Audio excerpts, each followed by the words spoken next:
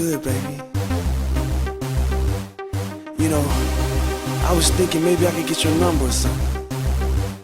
You got a boyfriend? I'm pretty Raheem. Tell me, can your boyfriend do it like this? Can he move it like this? Can he move it like this? Tell me, can your boyfriend do it like this? Can he move it like this? I bet I can move it better. Hey baby, here's my number. Girl, you can call me anytime. Said, honey, no need to wonder, cause your man is not a friend of mine. I can meet you at the mall, shopping sprees, we've done it all. Girl, you don't have to pay for a thing. You can come to my crib, get freaky in my whip. Girl, that's the way it's gotta be. Tell me, can your boyfriend do it like this? Can he move it like this? Can he move it like this? Tell me, can your boyfriend do it like this? Can he move it like this? I bet I can move it better. Miss Lady, hope you're ready. Cause girl, I'm about to beat that thing down. How you like that? Hey baby, bring your body. Raheem knows what you need now. Like your legs in the air while I'm pulling on your hair. Girl, we gotta get this thing poppin'. I know you like that. Baby, let me spank it. You gon' have to bring it. I bet your man can move it like that. Let's go, girl. Tell me, can your boyfriend do it like this? Can he move it like this? Can he move it like this? Tell me, can your boyfriend do it like this? Can he move it like this? I bet I can move it better. Flint 4C is on this track. With a needle and thread, I'm about to rip this track. Flint 4C gon' bless this verse. Straight off the dome, no need to rehearse. Can he move it like this? No. Move it like that? No. Make you say ooh when he love you from the back? No. Your heart beating fast, call my sex heart attack. Forget where you been, girl, I'm where it's at. Tell me, can your boyfriend do it like this? Can he move it like this? Can he move it like this? Tell me, can your boyfriend do it like this? Can he move it like this? I bet I can move it better. Girl, can he do everything that I can do, girl? Oh, yeah. Hey. Pretty Raheem. Yo, what's going on, everybody? What's up, family? How y'all doing? Welcome to another episode of the Tariq Elite Show. I'm trying to see what's going on with my chat room here. Chat room is looking real janky for some reason. Let me see something. Let me test. Okay. Well, why is my chat room looking so janky? I don't know. The chat room is looking real janky for some reason. I don't know what's going on with the chat room. The chat room just looks real weird. But we're here nonetheless. And we're going to make it do what it do. How's everybody doing? Can y'all see me? Can y'all hear me correctly? Is everything good? I don't know why the chat room just looks real funny style. Chat room looks real funny style. Alright, so what's going on, fam? How's everybody doing? How many people in the room? People are slowly coming on in the room. How's the chat room looking to y'all? I don't know. Why is it looking so funny? Alright. Yeah, the chat room looks real weird, don't it? Ustream updated its software. What's up, Jazzy Nupe? Yeah, the chat room looks real funny. Yeah, usually the chat room has colors. And now everybody's name is black. Interesting. Let me see some. Okay, I see what I can do. Okay. All right, got it. I just wanted to see if I can make people mods, and I can do that. There's another way to do it, where I can make people mods on the show. I just gotta do it a certain way. All right, there you go. Yeah, man, I didn't do the show last week.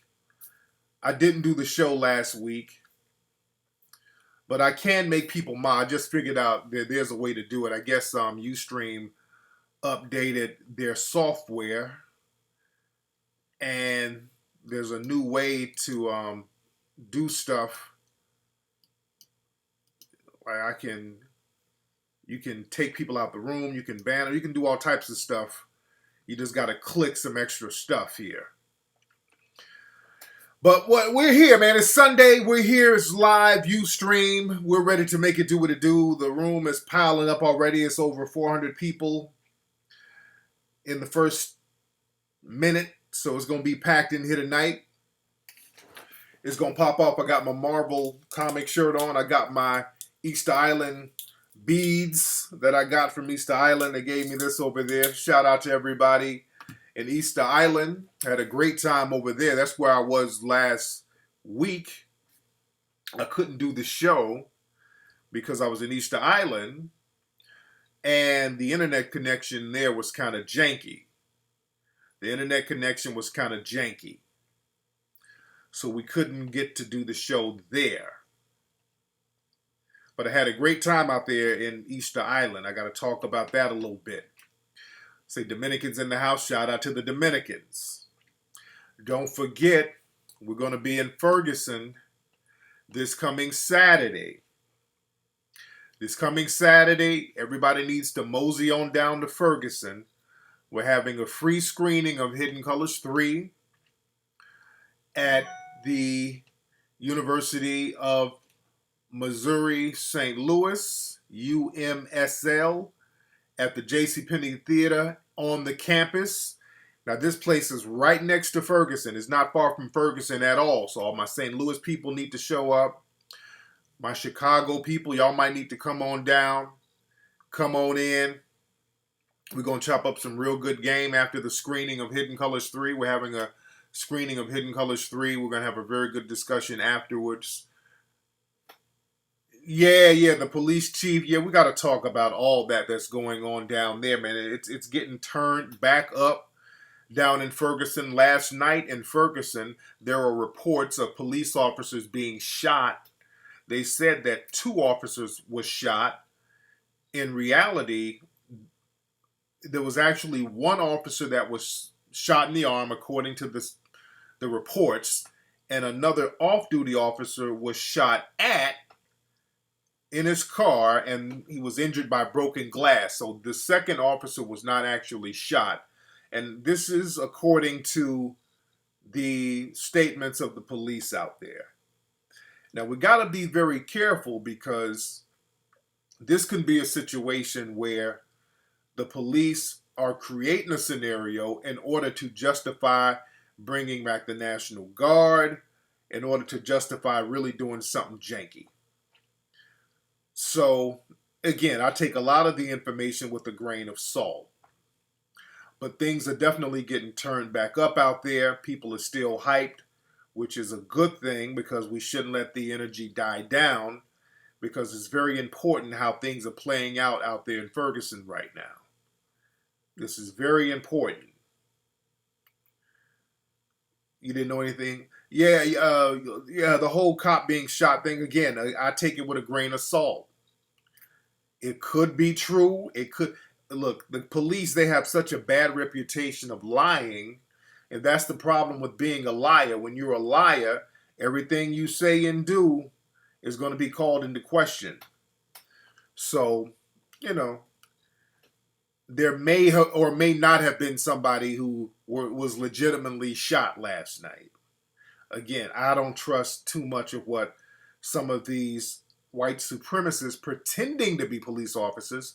I can't trust too much of what they have to say, especially that police chief who has been lying from day one.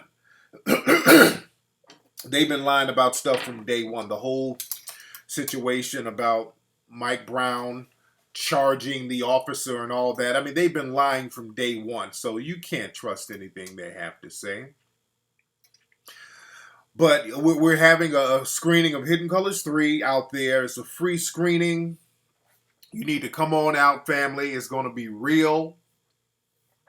It's going to be real.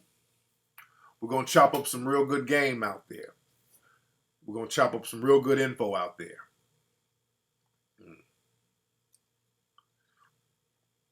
Yeah, the police chief apologized. I want to talk about that when I get down there, too. You know what? Apologize after you arrest Darren Wilson.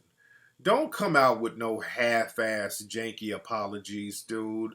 And I'm glad the people are not buying that. We don't need no apologies. We need justice. We need justice right now. We got a lot to talk about when I get down there. We got a lot to talk about when we get it popping down there. That's why y'all need to come on out. That fake ass apology, and I'm glad the brothers and sisters of Ferguson were not buying that. His apology was BS. I got a lot to talk about that when I get there. Oh, these damn ads about to pop up on here. All right, we coming in. People coming in the room heavy. See, we're on time tonight. We started right on time. That's the thing. We got to recall those politicians. See, that's the thing. We got to get busy. We got to start getting busy about that because that's what we need to do. We need to get into the process of getting those politicians out. The thing is, I've been talking to politicians out there in St. Louis, but Ferguson is not their district. So a lot of the politicians that I've been corresponding with, Ferguson is not their actual district. Now, they've been very vocal, but their hands are tied as far as what they can do in Ferguson. And the problem is, and I'm hearing this from other black politicians in the St. Louis area, the black people who are in the political circles in Ferguson, you got some coon-trained, bootlicking Negroes who are scared. Who's in those political circles around the actual Ferguson district. The black folks in office there are on the coon train. So they're not representing the actual brothers and sisters of Ferguson. And that's the problem. There should be a candidate ready to step up as mayor, a black candidate easily.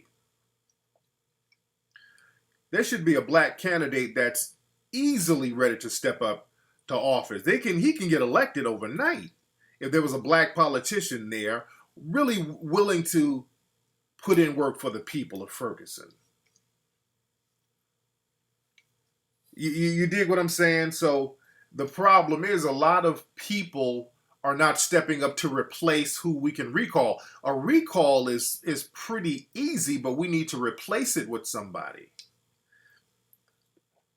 You dig? Is Ustream fine? People are saying Ustream is messing up. Is it fine? Can y'all see me? Can y'all hear me? What's the deal? Is the visual good? The sound good? What's the deal? Say you really don't trust Obama. We gotta throw in the Obama towel, man. We just gotta throw in the Obama towel. That thing, that ship has sunk. That ship has sunk. Somebody said it's lagging. Well, that's your computer, fam. You're using that Acer iPad, nigga. Yeah, Barack Obama, he's not going to do anything. He's proven that. He's not going to do one thing. Eric Holder is like, I'm out. Eric Holder knows the shit is going to hit the fan. Eric Holder just jumped ship early. You saw Eric Holder got the hell out of Dodge. Because Eric Holder knows the fuckery and bullshit that's going down. So he doesn't want his name, his legacy attached to the fuckery that's going down. Because they're like in a lose-lose situation. Eric Holder knows that if he does something for black folks, the white supremacists are going to attack him. If he doesn't do it, the black community is going to look at him as a piece of shit. And then the white supremacists are going to abandon him anyway. So Eric Holder knows he's in a lose-lose situation. Eric Holder's in a lose-lose situation. You don't know who Eric Holder is, SIO? You got to Google, brother. You got to Google, fam. So yeah, it is kind of freezing up a little bit, but it is what it is. Ooh. Okay, I see it is freezing up, but can y'all hear me pretty good? It is freezing up a couple every second or so.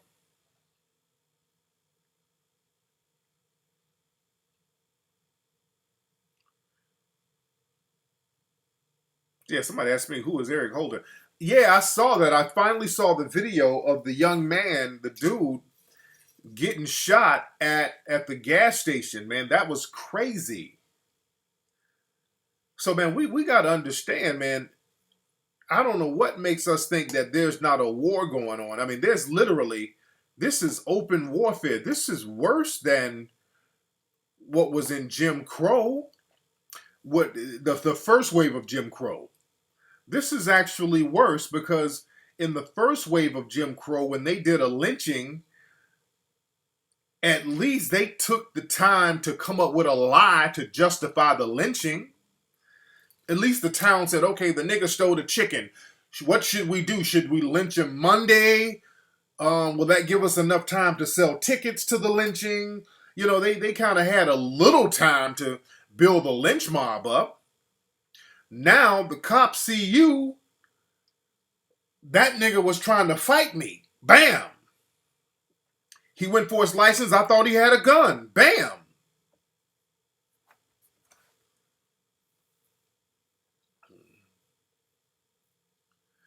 Yeah, that was crazy. That was crazy. The cop shot it in. Now they had to arrest that cop. You know, letting him off. There was just no justification for letting him off. If they could have justified letting him off, they could have. It was literally zero justification for letting him off. Trust me, if they could have found any justification, they wouldn't have arrested him. And the thing is, they arrested the officer for assault. Was like some real bullshit assault charge instead of attempted murder. I mean, the cop who shot that brother at the gas station, that was attempted murder. They arrested him for assault, so it's a lighter charge. And he still might get off because that cop can go in court and come up with some shit about postpartum depression, whatever. He can go in there with all types of psychological pleas. I wouldn't be surprised if he got off. I wouldn't be surprised at all. A lot of folks don't know, speaking of people getting off, you know, the Michael Dunn trial, I think that's going on again now.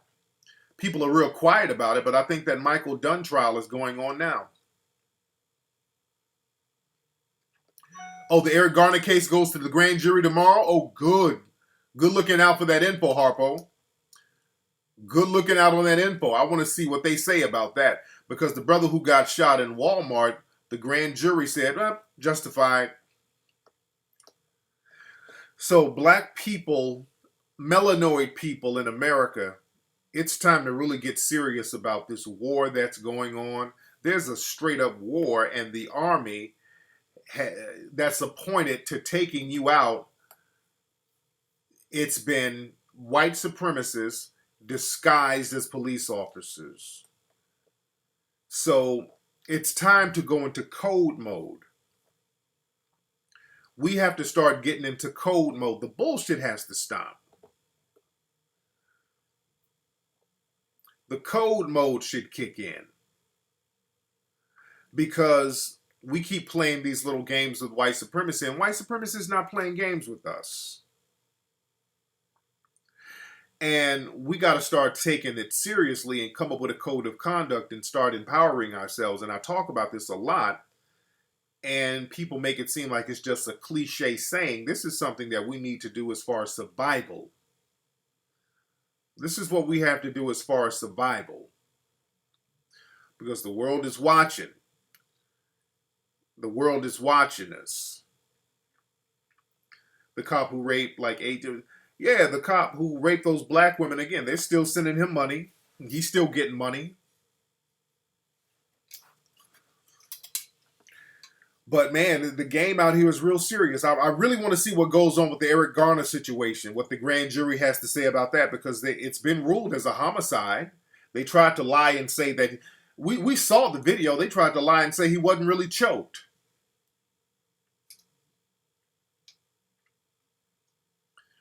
Oh yeah, we deep in here. Everybody's in here deep.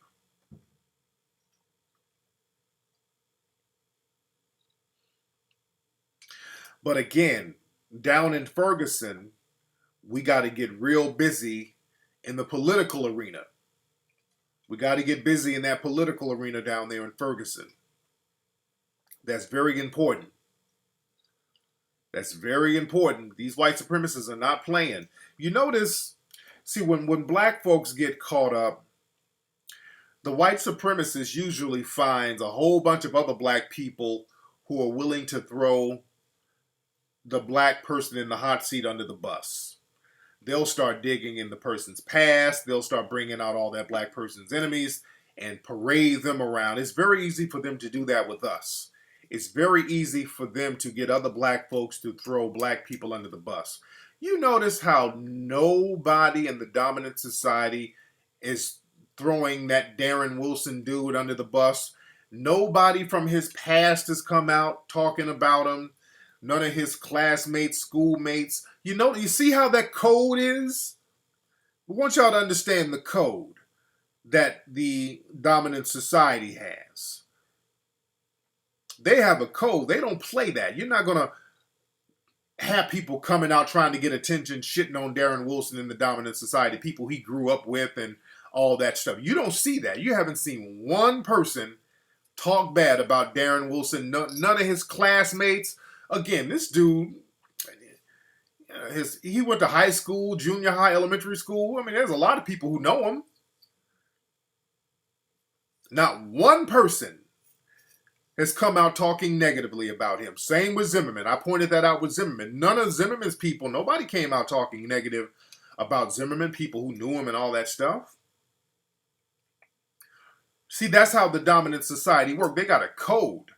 They got a code of conduct where that's not allowed. With us, let a brother get on the hot seat. Every nigga he ever knew is going to come out trying to say something just so they can get on TV or just so they can get some shine. They don't even want money, just an opportunity to get on TV or get somewhere where they can throw another black person under the bus. They're good with that. That's another thing. Black folks got to get off that stupid shit. Sitting up ready to throw each other under the damn bus in front of the dominant society. That shit is weak, man. Especially when a black person gets caught out there on some shit.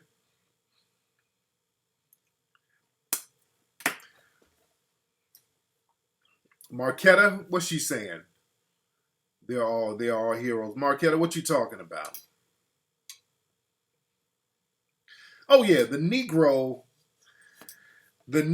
out there, they want to be seen. They'll do anything to be seen.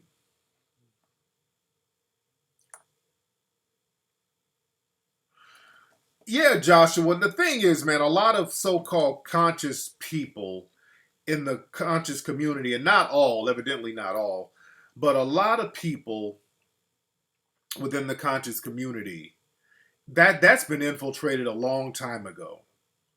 That's been infiltrated with coons, agents, dusty niggas, and people who just ain't gonna do shit. they pretend that they're doing something by doing a lot of talking. Not all. There's some people in the conscious community who are very thorough about really getting knowledge and information and action out there. But you have too many people within the so-called conscious community. Their whole thing is just sitting around debating, running their mouths, not doing shit. Talking in circles because, again, a lot of these dudes, and I've said this a million times, a lot of these dudes picked up a couple of books in prison, or they were in certain neighborhoods where they wanted to be neutral from gangs. For example, if you see like a real overly conscious dude in LA, somewhere in South Central or Compton, a dude who's on that extra super hotep conscious level, that's a dude who was trying to get out of the gangs. That's the way to get out of choosing a gang. Because if you live in certain neighborhoods, you're almost forced to be down with a particular set. But if you start walking around with the kente cloth, talking about hotep this, they'll kind of give you a pass. You know, it's just like those hood movies like Menace to Society. You had all those dudes who were thugging it out. Then you had the one dude, the one hotep dude in the crew. You know, there's always the one hotep dude who's, you know, walking around with the kufi on, but he just don't want to be in the gang. And that's fine. But he ain't going to really do anything. He's just going to talk and just quote the same book he read over and over. But again, there's a lot of dudes out there. Oh yeah, that dude, Demir, that dude is such an agent. It's ridiculous. That dude, Demir. And he everybody knows he's an agent now, and he knows that everybody knows he's an agent. So, you know, nobody takes that dude seriously. I mean, it's been confirmed. He's a confirmed agent. Yeah, that dude is a confirmed agent. So that's the thing. You got a lot of these dudes out here. You know, they got a lot of agents out here in the so-called conscious community. So what they do is do a lot of debating and dissipating of any kind of action or energy. So you got to be very careful about that. Yeah, some of those dudes, some of these agents they have in the conscious community, they're not very good agent provocateurs. And when I say agent, it's not a nigga. All of them aren't people who gotta report to office every day. Some of them are. Some of them are. But you got some dudes out here are agent provocateurs, meaning you got dudes out here with certain jail sentences over their heads. So they say, look, nigga, you can either do this jail sentence or we need you to get online or get on YouTube and make a bunch of videos taking strikes at other people in the black community who's trying to do something. Do that or we're going to send you back to jail for that crack charge we got you on. So you have dudes like that.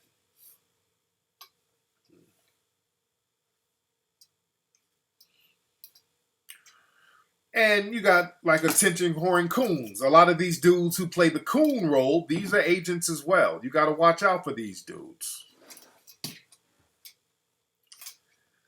Because their thing is to dissipate the energy. And some of the biggest agents that people, and I've talked about this before, that people have overlooked for a long time were these agents and provocateurs pretending to be black feminists. They're some of the biggest ones. That's why they work so closely with the mainstream media. They're like the real gatekeepers. You dig?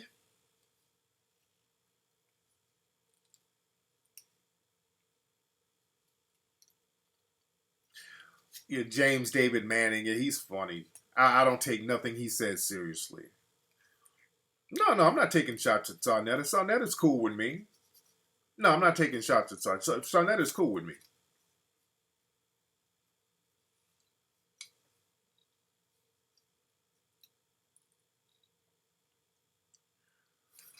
Yes, indeed. Let's see who we got on the phone. What's up? Who's calling?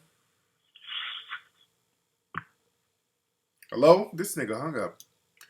That nigga hung up the phone like a damn obscene caller. Nigga sound like he had his balls on the phone. What's up? Who's calling? Hello? Yeah, what's up, man? Tariq, what's good, man? It's Jay, bro. Where you calling from, Jay? What's good with you, man? Hey, Jay, I had a quick question. I wanted to make a comment as well, though. Jay, where you calling from? Philadelphia. There you go. What's on your mind? Hey, I had a quick comment about these agents that you were just talking about on Ustream, man. I wanted to add a question too, but I wanted to make a quick comment. Well, I think we got a lot of agents in hip hop, man. Why you think that? Because back in the day, rap music, I remember when they tried to ban rap music because rap used to be so positive as far as uplifting the black community. When we had things going on as far as cops killing innocent people, the rap community would speak out through raps. And I felt like at a time the conscious rap community was so strong, they tried to ban it. I remember when they tried to ban rap music. But nowadays, I feel like the white establishment, they're pretty satisfied with rap music. They're pretty satisfied with Lil Wayne. They're pretty satisfied in the message because, it's pretty much a big distraction. We got people getting killed every day, man. But, Lil Wayne and all these people, nobody's speaking up. Nobody cares.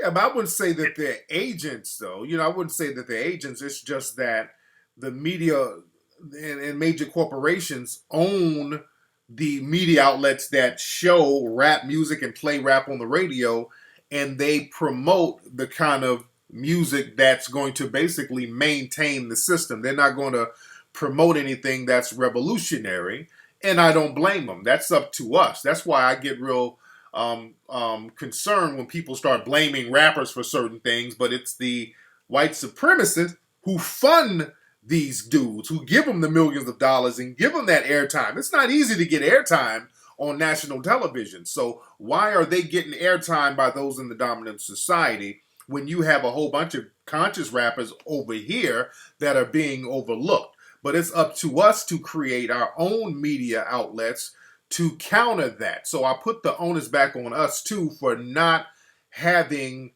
a counterbalance, and that's what we got to take responsibility and do if we want something different. And also, what's important, we can't sit up and say that we want something more conscious and positive or whatever, but there's black folks out there who will gravitate towards the ratchetness because we've become so accustomed to that. So we got to get that taste of ratchetness out of our system. You understand that? Yeah, I dig that, Tariq. I dig that. Much respect. Thanks for the call, man. So that's another thing, man. We can't say because with black folks, we talk a good game.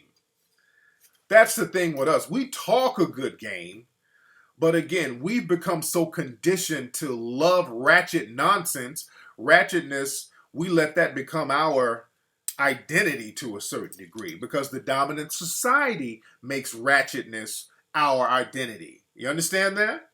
The dominant society makes ratchetness our identity. So we think, okay, if they're cool with it, this is something that we can do. You dig?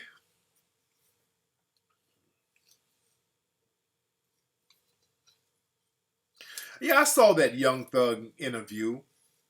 And, I like Young Thug's music because it's ignorant, but I like it. Because it is what it is. And I like Young Thug. He's like, he ain't trying to be nothing but what he is. Some of that shit is ignorant as hell. I love that ignorant shit.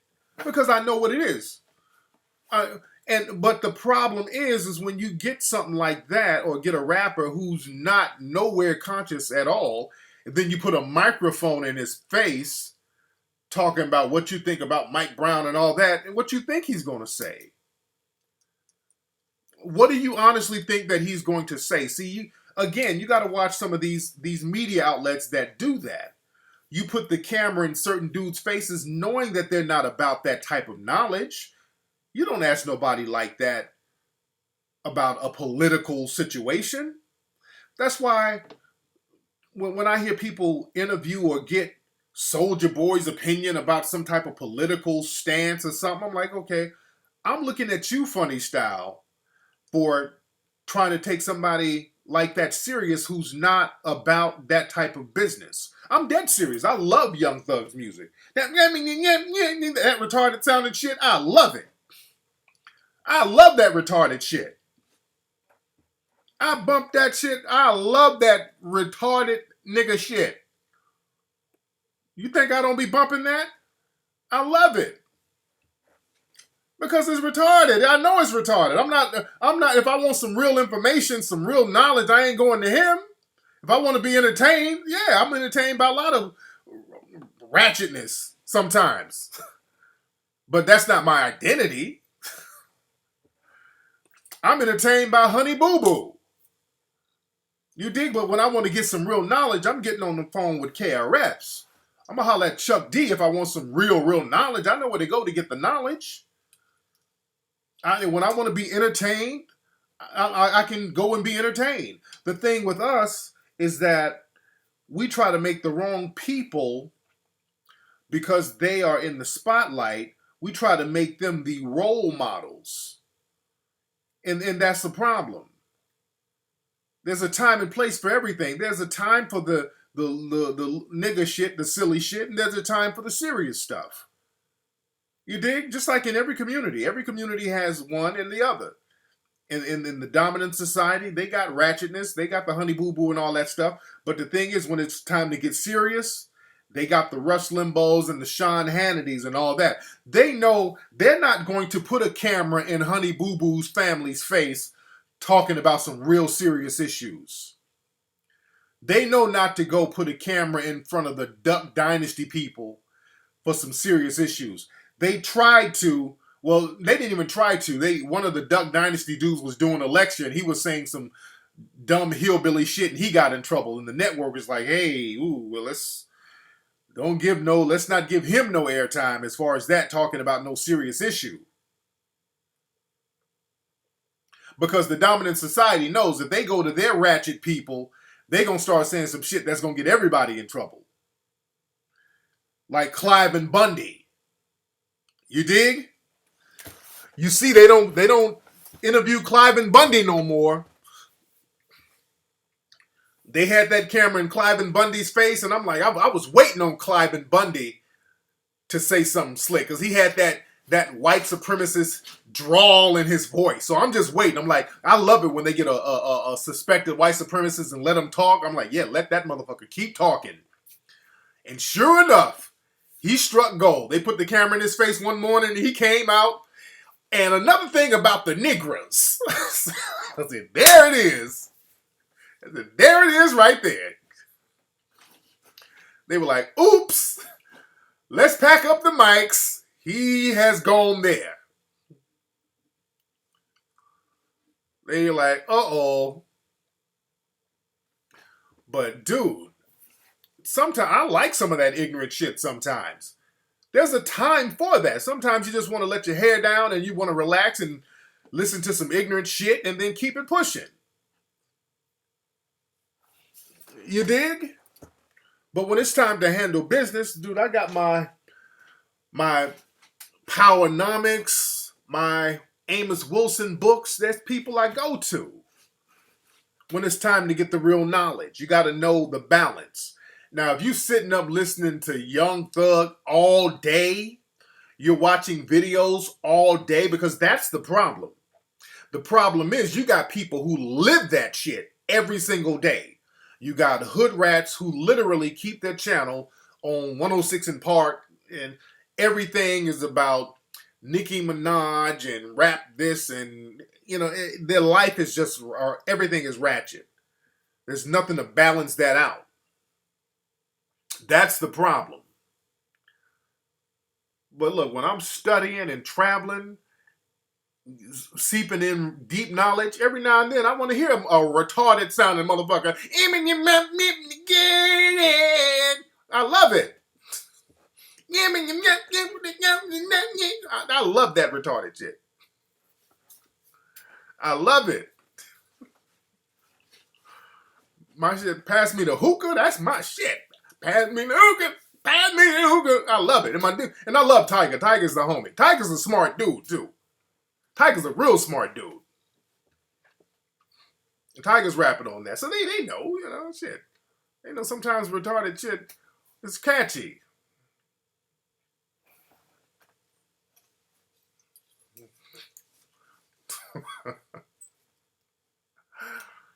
Man.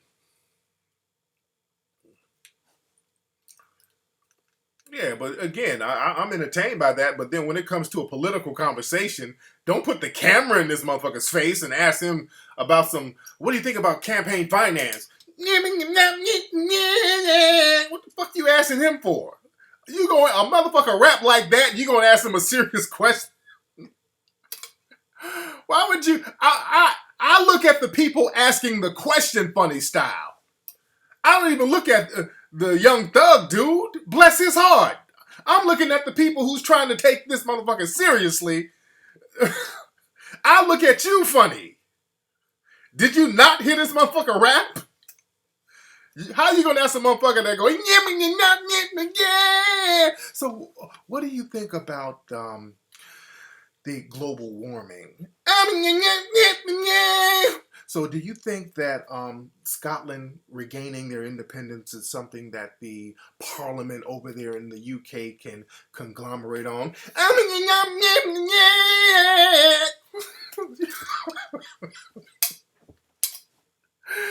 you gonna ask him that, man? Bless his heart. That's not his forte. That's not his forte. So they do that deliberately. They ask cats like now if they would have asked Tiger. Tiger's a smart dude. Tiger would have broke it down. I think Tiger is a sharp dude. Even Wayne, I like Wayne. Wayne is a sharp dude. Wayne can spit. You dig? But again, if motherfucker was rapping like that, don't ask him no serious questions.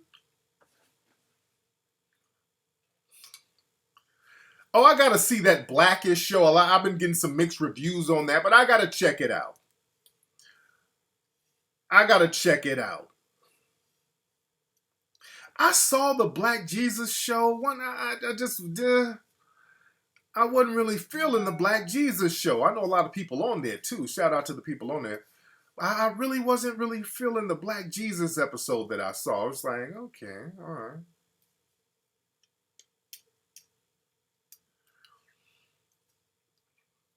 Yeah, like Fonte, cats like that, they know the game.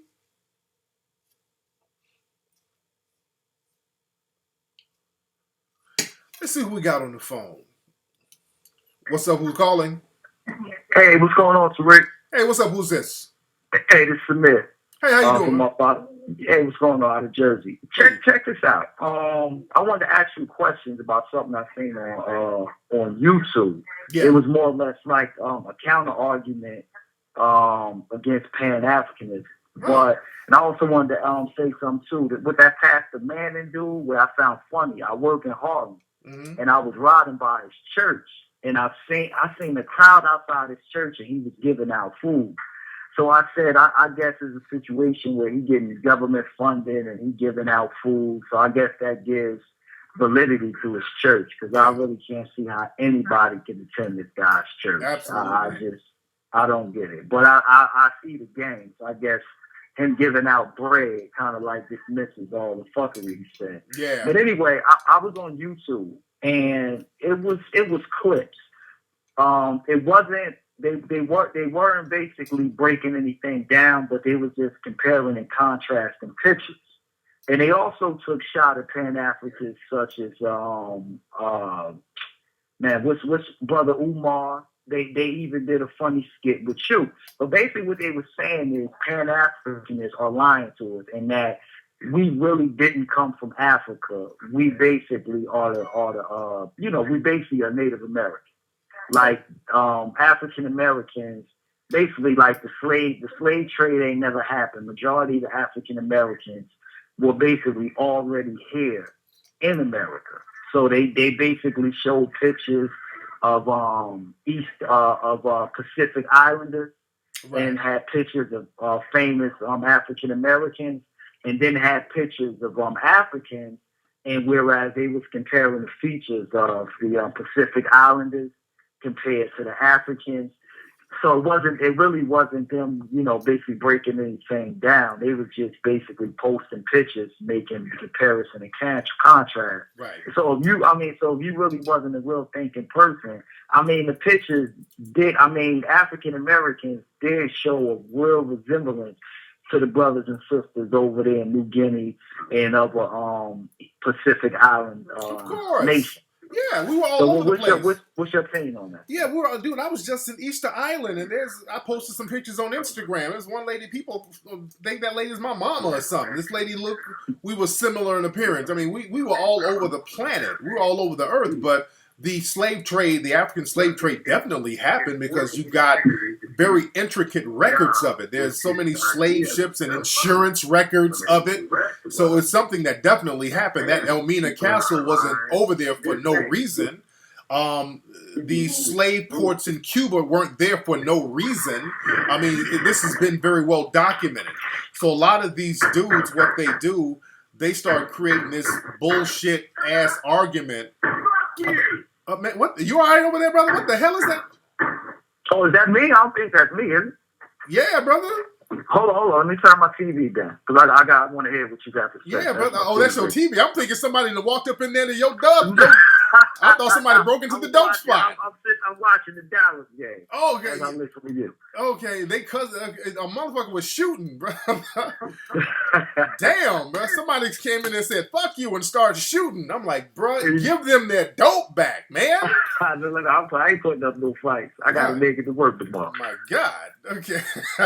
But like I was saying, man, the thing is, that's a half-true comment because, again, we were here. Now, there were some people with the African features, melanoid features, who were already here. We talked about that in Hidden Colors 1, 2, and 3.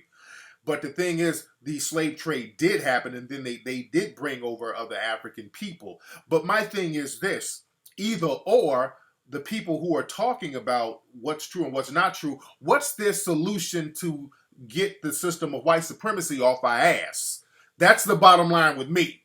What is the solution? Because whenever I do stuff, I always offer a solution at the end, what we can do to start working to counterbalance the system of white supremacy. What's their solution? And if they ain't got no solution, they just want to sit up and talk in circles and debate back and forth. They're wasting your time, and they're trying to dissipate your energy. You feel me? Yeah. I kind of figured that because my thing was, you know what I'm saying? Okay, if this is your argument that we are the real Native Americans, like what's the, why y'all attacking Umar Johnson or even making little funny style skits with you and just other Pan Africans. Yeah. I mean, that's what kind of. And I don't even want because I don't even know what that is as a man. Because those niggas, I don't even pay attention to them niggas because their sole purpose is to get you distracted.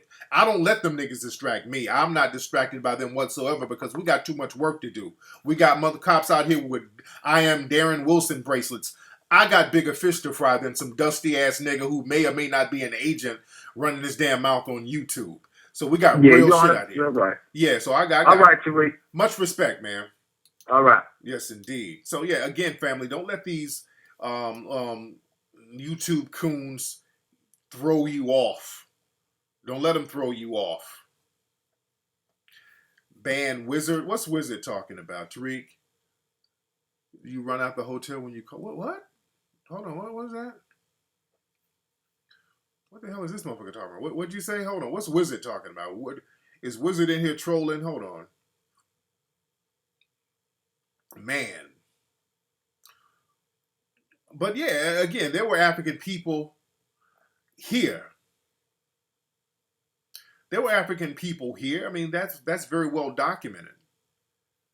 That's very well documented. We talked about that in all the movies.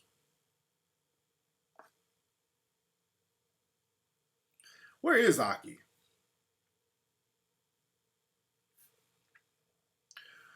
The Wizard of Coon Valley. Okay. Let me find you, Wiz, in the little list, and let me get your ass up out of here. Wizard of Coon Valley. Let me get you right on up out of here when I find you on the list.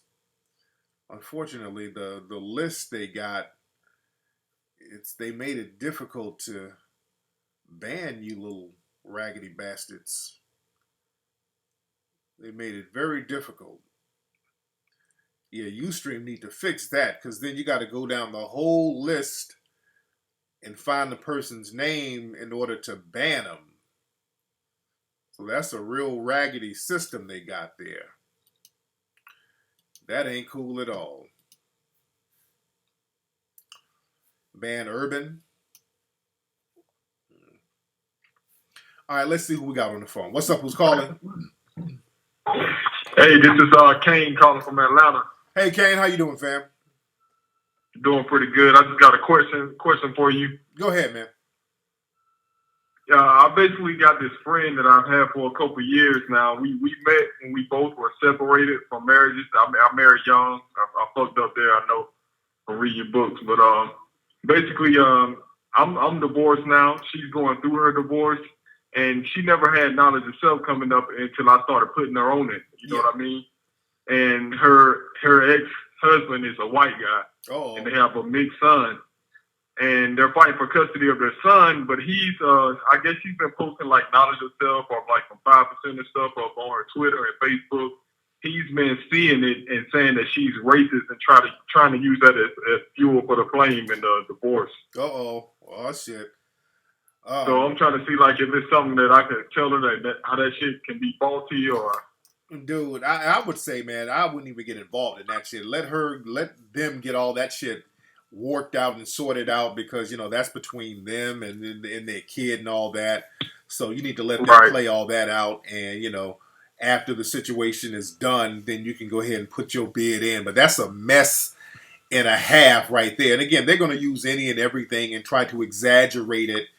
And again, that's up to the lawyers. And, you know, if they got lawyers and mediators and all that stuff, that's up for them. So you don't let women drag you into their divorce drama, separation drama. Don't let them drag you into that. Take your cape off because your cape is flapping right now.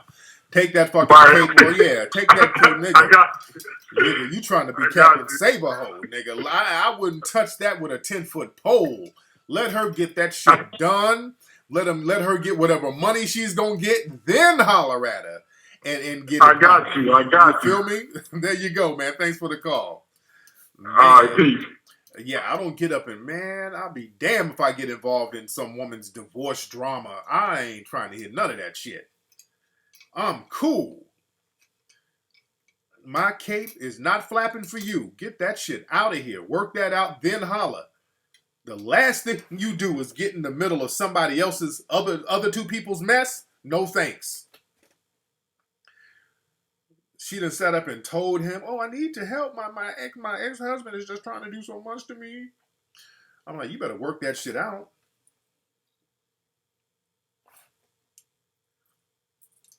Man. Oh, man. Wiz Khalifa's getting divorced. Him and Amber Rose are getting divorced. Wiz Khalifa and Amber Rose are getting divorced. I hate to see that.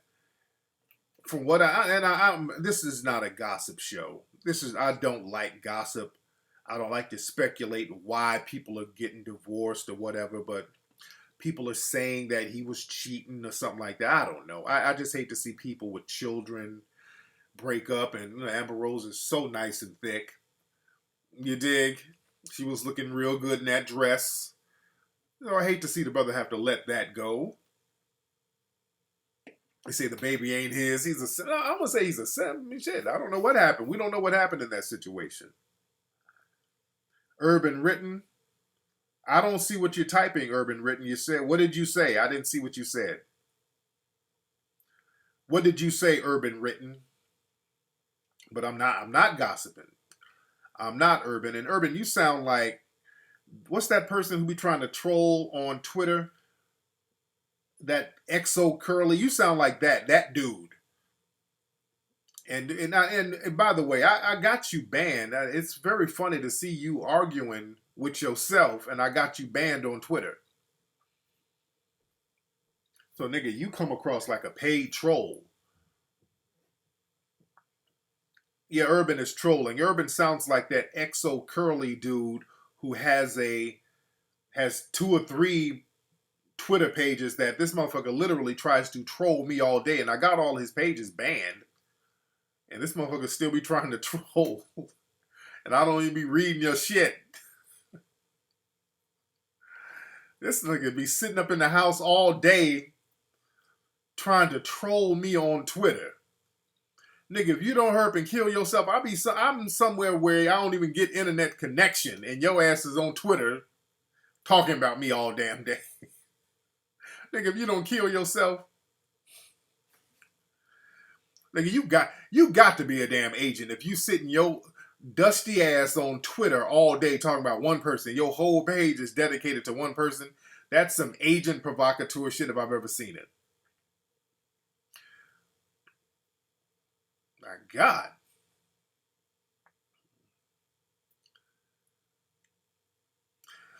But yeah, I mean, that situation, man, you know, Wiz Khalifa, if you need some counseling, brother, holla at me. I'd love to give you some counseling and just chop up game about the situation. I would love to chop up game with you about the situation. What's up? Who's waiting? What's up? Who's calling? Hello, nigga. Hello? Hey. Yeah, this is CJ from the Bay Area. What's up, man? What's up, CJ? How you doing, man? Pretty good. How about you, King Fudge? I'm good. What's on your mind? Man, I got a quick question for you regarding females and shit. Yeah, go ahead. So, if I was to meet a girl, say, like in a public place, like a train station or some shit, and I'm trying to get her number, what's the best way, like, to go about it? Should it be like a short conversation, or should I make it a longer conversation? No, when you're out and about, especially somewhere where people are traveling or waiting on a bus or a train, the conversation has to be very quick because you never know when the bus or the train is going to show up. And people are kind of urgent. They're kind of in an urgent mindset. They just kind of want to get to the point. And plus, the environment is not a relaxed environment because, number one, you're a stranger. Number two, she's in public somewhere where there's a bunch of other raggedy motherfuckers getting home from work and everybody's looking tired and you smell train smoke and smog and piss in the gutter. So it's not a romantic setting as it is. So what you got to do is set it up so that you can create a more romantic setting, meaning you set up a date, but what you're doing, you're setting up a time to correspond at a better time. So what you do, you get your game in real quick. Hey, how you doing? I'm on my way home from work. I see you. I got to get on this train. I got to catch this bus. But let me give you my number so we can talk later on, so we can chop up game and I get your number. It's just real simple and to the point like that. But niggas, when you're trying to just kind of do some real long range macking, and you're on a bus and there's a crazy motherfucker with some booty shorts standing up twerking on the bus who just got through hitting a crack pipe. A woman don't really feel romantic in a situation like that. The bus, especially on the East Coast in New York, there's some crazy motherfuckers out there. So that's not a real mackish environment. So you got to get to the game quick, keep it pushing, and then they'll call you back. I used to do that when I was broke and I had to take the bus in L.A. I meet a couple of young breezies at the bus stop. We chop up game. Hey, here's my number. They give me a call, and then we get it popping later on. But trying to get, because first of all, the fact you're on public transportation, that don't look too mackish as it is. Nah, not at all, man. You dig? So you got to really have a lot of extra confidence to build that swag level up. And when the woman calls you, then you can explain why your ass is on the goddamn bus with her. Because she's like, look, nigga, if I call you, you better tell me something I need to hear. Because we both riding this bus, and that's not a good look. So your game has to be extra crisp. You feel me? Yeah, I feel you. There you go, man. Thanks for the call. I keep you next, man. Yes, indeed. Now, and that doesn't say that you can't still get your Mac on that bus. I'm just saying, you can still get it in on that bus. I done had some bus coochie before. You dig? There's some cool people on that bus.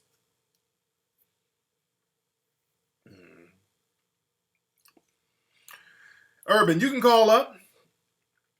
Urban, you can call up. Urban, you're gonna have to call up, bruh. Because I'm taking your comments down, Urban. Urban, the phone lines are wide open. Urban, what area code you calling from?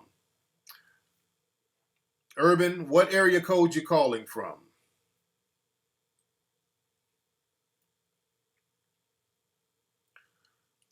Was I involved in the movie Ebony, Ivory, and Jade? Do you know I was like 3 years old when this movie came out? I was a kid when this movie came out. I just like those blaxploitation posters. I'm a big fan of the blaxploitation movie genre. I'm a real big fan of that. I got books on that. I got posters. I got like books that list literally all those movies. I like those movies. I used to watch them as a kid. Yeah, I used to go watch those movies. That's back in the day, back in the 70s and 80s. You can just go into a movie theater with $2 and literally be there all day. You get to see the triple features. It would be like a blaxploitation movie, a karate movie, then another blaxploitation movie. So you just be in there all day on Saturday watching these movies. So I was a big fan of that. Pam Grier. I used to see Pam Grier, and my little erection would just pop up. Pam Grier. I wanted Pam Grier so bad when I was a kid. Nigga, you ain't seen that's a real woman right there. That's all fucking woman. Nigga, Pam Grier. I suggest you go watch some of them old Pam Grier movies like Coffee or something. And Pam Grier gets naked. That woman's body was damn insane. It was natural. Nigga, Pam Grier's body was insane.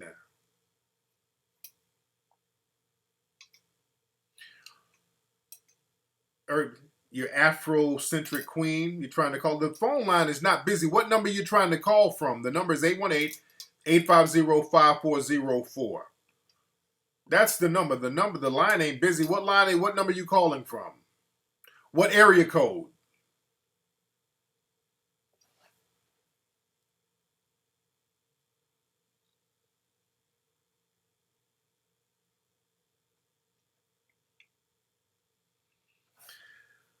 Yeah, I love those blaxploitation movies. And those blaxploitation movies actually saved Hollywood. They saved Hollywood because the movie industry in the early 70s, it was losing a lot of money because of white flight from the 1960s. You know, a lot of those urban rebellions ran the white population out of those urban areas. So a lot of white people were not going to those theaters back in the early 70s. Those theaters were empty. So that's why they would have to show, like, they would get these cheap movies in from China and show these triple and double features. And those blaxploitation movies brought in the black audience. The black audience would come in and watch these movies, and that saved the Hollywood game. That saved Hollywood.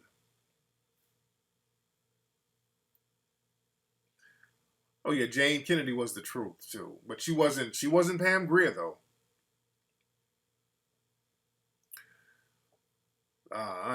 Yeah, I've seen. You name a movie, a blaxploitation movie, I've seen it. I've seen Candy Tangerine, man. I can give you all the trivia on these movies. The dude in that movie, the Candy Tangerine man, a dude named John Daniels, he owned a club on Crenshaw called Maverick's Flat. Real popular club on Crenshaw back in the day. They reopened it. But he was in another movie called Black Shampoo.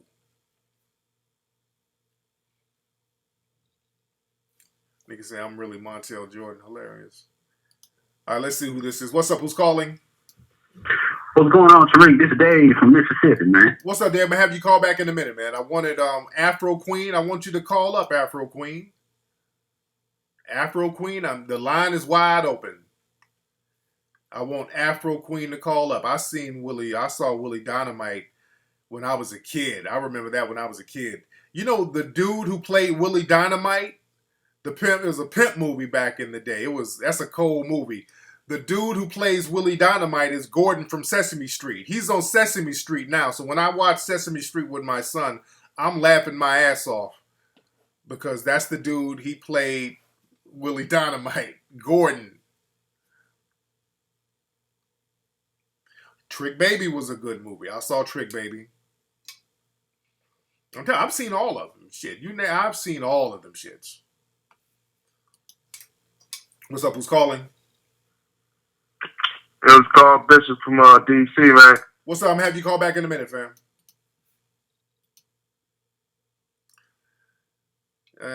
Well, Urban, you're not calling up, Urban. Afro Queen.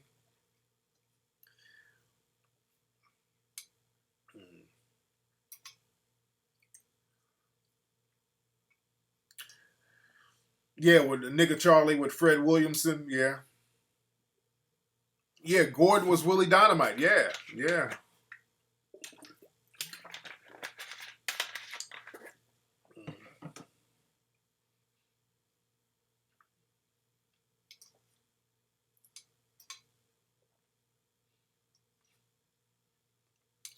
Urban is bullshitting around. Yeah, I remember that Jane Kennedy sex tape when Leon Isaac put his whole hand up in her coochie. I'm like, God damn. What's up? Who's calling? I remember that sex tape back in the day.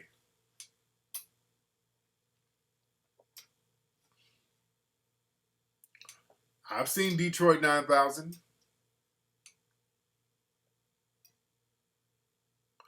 Say Carlito's Way ripped off Superfly. I wouldn't say that. No, I wouldn't say that. Carlito's Way was a good movie.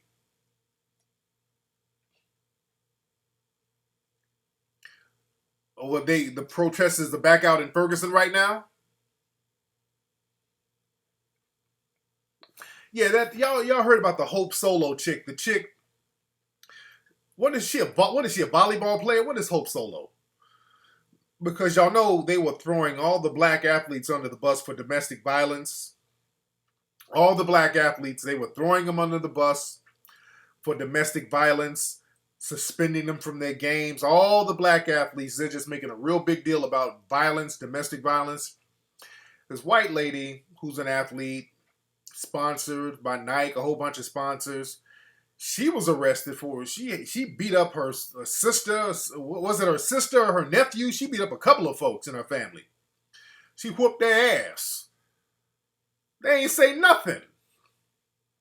They absolutely didn't say nothing. They didn't suspend this woman. They didn't go on their whole little tirade about how domestic violence is wrong. Nothing. They said nothing about Hope Solo. Again, this is why black folks should be ashamed every time they throw a camera in your face. You're so quick to throw a black person under the bus, and those in the dominant society, they protect each other at all cost. She beat up her like cousin or nephew, and he was underage. She whooped his ass. He's bleeding. That woman didn't lose one sponsor. She's a soccer player. Okay, I knew it was something like that because I don't watch that shit. But she's a soccer player. Oh, they gave her a pass.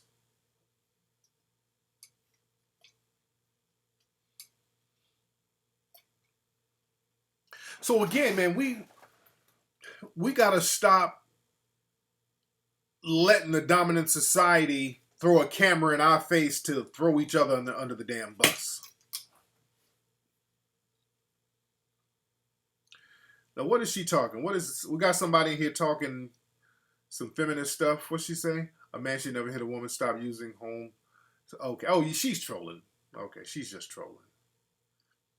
She's just trolling. JD Revenge is funny.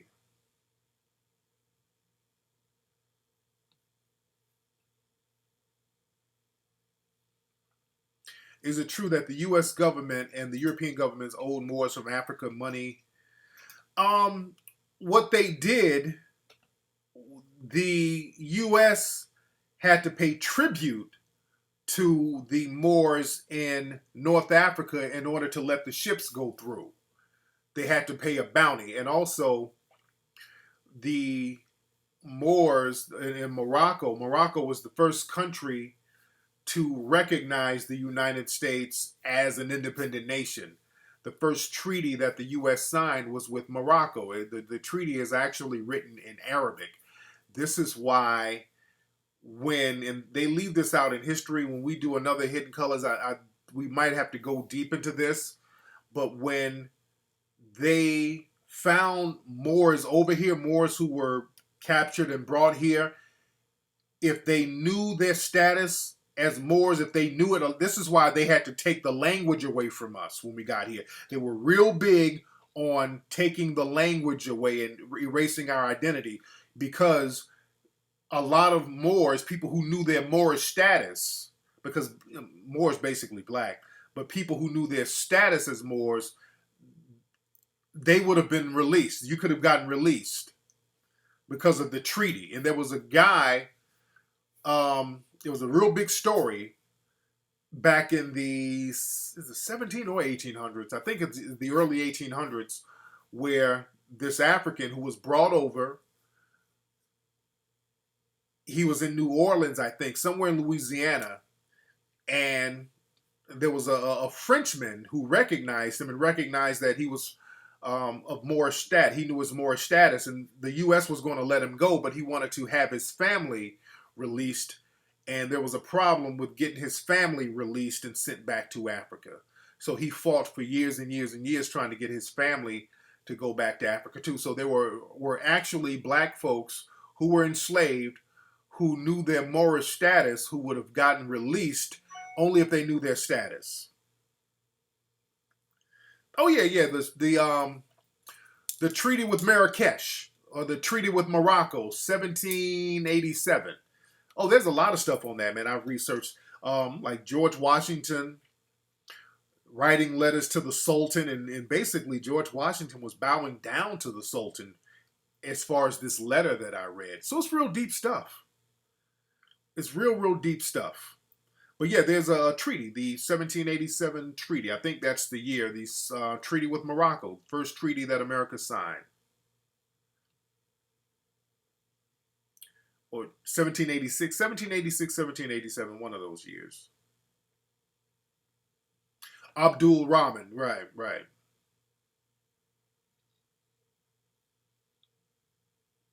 I don't know, Ace. I might do something like that. Yeah, I'm coming up with some other movie ideas. So what I want to do a web series too. That's something that I really want to do. I'm trying to see. I want to do another movie. Want to do another web series. Trying to see what the web series should be.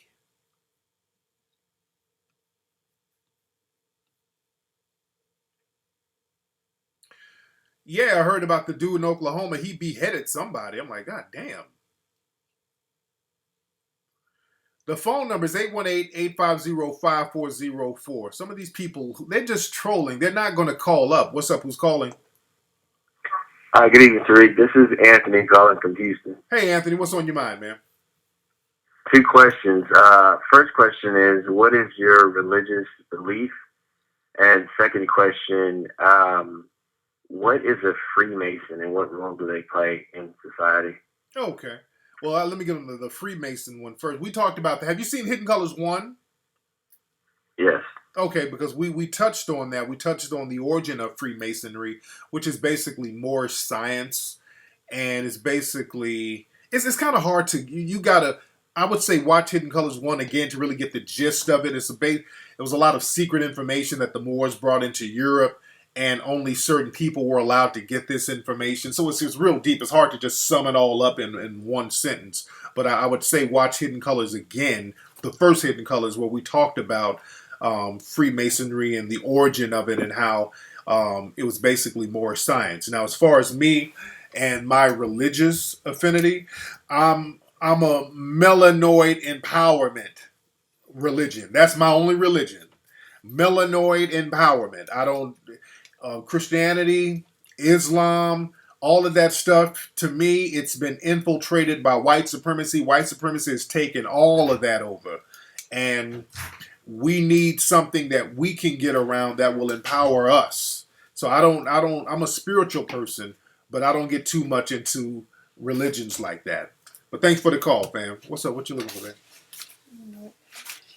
Nope. What's in that notebook? It's in a big paper. Okay.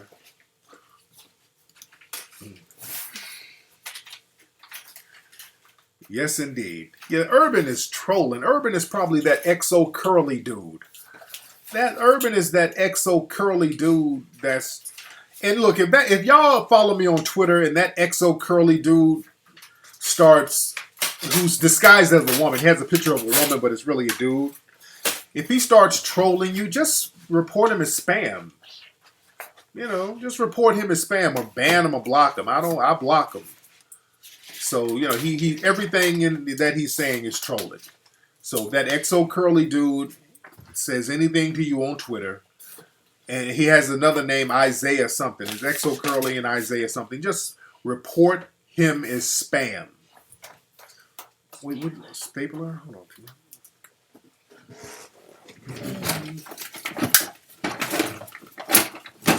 Okay, I don't know what my stapler is, Peanut. I don't know what's the real. Took it out of here. It's not down here, baby. I don't know where it is. It's not down there. I don't know where it is. It's not down there. It's not in here. I don't know where it is. If it's not back there, I don't know where it is.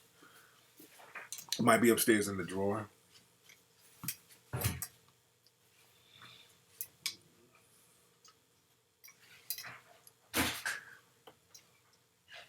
What's up, King Troll 44? Why did I block you, brother? Troll, why did I block you on Twitter? Troll 44. Hold on, let me see if you're on Twitter. Hold on.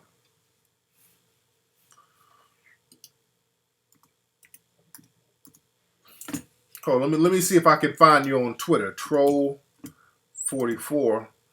Tremaine. Okay, okay, why did I block you? Wait, you're not blocked. I don't think you're blocked. Yeah, you're not blocked. I don't have you blocked. Yeah, I'm looking now. I don't have you blocked, bro.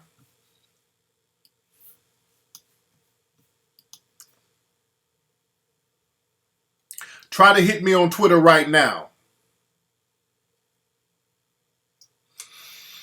Yeah, he'll probably. Well, I have him blocked, so he can act a goddamn fool on Twitter all he wants, but he'll be doing it in an empty room.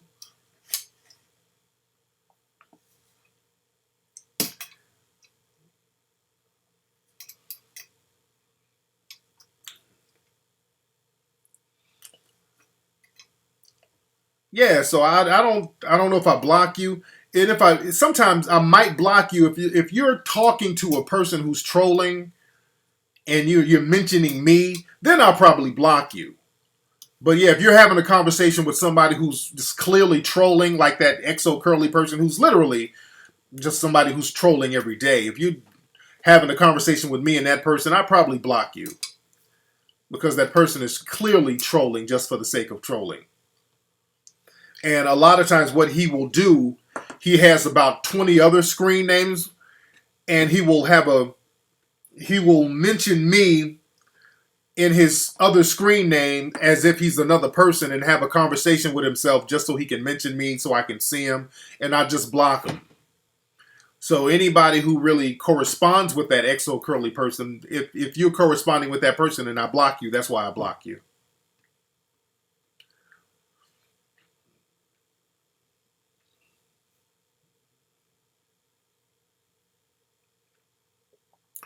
I don't know when I'm coming to New Orleans.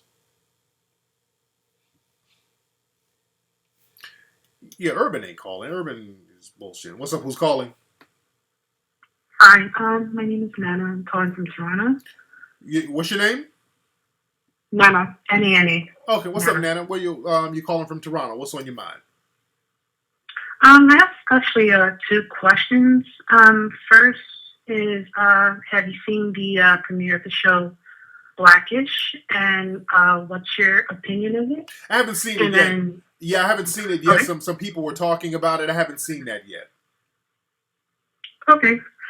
My second question is, I don't know if you're aware of the, I don't know how to explain it, just the relationship between Caribbeans and Africans in Canada. I don't know if you're aware of it. I'm not. But it's not really at a good place. Why not? Why not? I don't know. My parents, they come here from Africa, of course, West Africa, and constantly since birth, they used to tell me, don't associate yourselves with Jamaicans, don't associate yourselves with Guyanese people. Like, their moral code isn't good. For the life of me, I do not understand why there's such a division between some Africans and some Caribbeans. I don't know if it's instilled. I remember, I think it was in Colors 2 or 3, where it was said by Dr. Umar that it's usually planted by like immigration to try and separate the two. I'm not sure, but because we let the white supremacists easily pit us against each other. It's very easy for them to pit us against each other because what happens is that the white supremacists, they've monopolized the wealth and resources. And when you have wealth and resources, you can use it to reward or deprive any group you please. And what they do, they'll give certain rewards to one group over another of black folks and pit those groups against each other and just sit back and just watch it play out and then come in and act as the savior. So we always got to watch the white supremacists in their hand in all of it, because it's their meddling in the whole situation that causes all of these rifts and this whole negative attitude that we have with different groups of black folks, especially again in the Caribbean. You got a lot of brothers and sisters who come over and they're told to not correspond with African Americans. This is why a lot of brothers and sisters from Africa come over and they don't correspond with us, because they're given a heads up not to. So we got to get out here and become global on our own. That's why I did a show about the importance of us traveling and becoming an international people so that we can correspond with our brothers and sisters around the world on our own terms, not when brothers and sisters are brought over or allowed to come over under very strict provisions. And if they are corresponding with us and it can be classified as radical, they'll get sent back, and then it's a whole big thing. So, because this is an opportunity of a lifetime for a lot of people to get out of some of these third world countries. So again, we got to just be on our travel game so we can correspond with brothers and just get international allies. That's very important for us. But anyway, thank you for the call, Nana. Yes, indeed.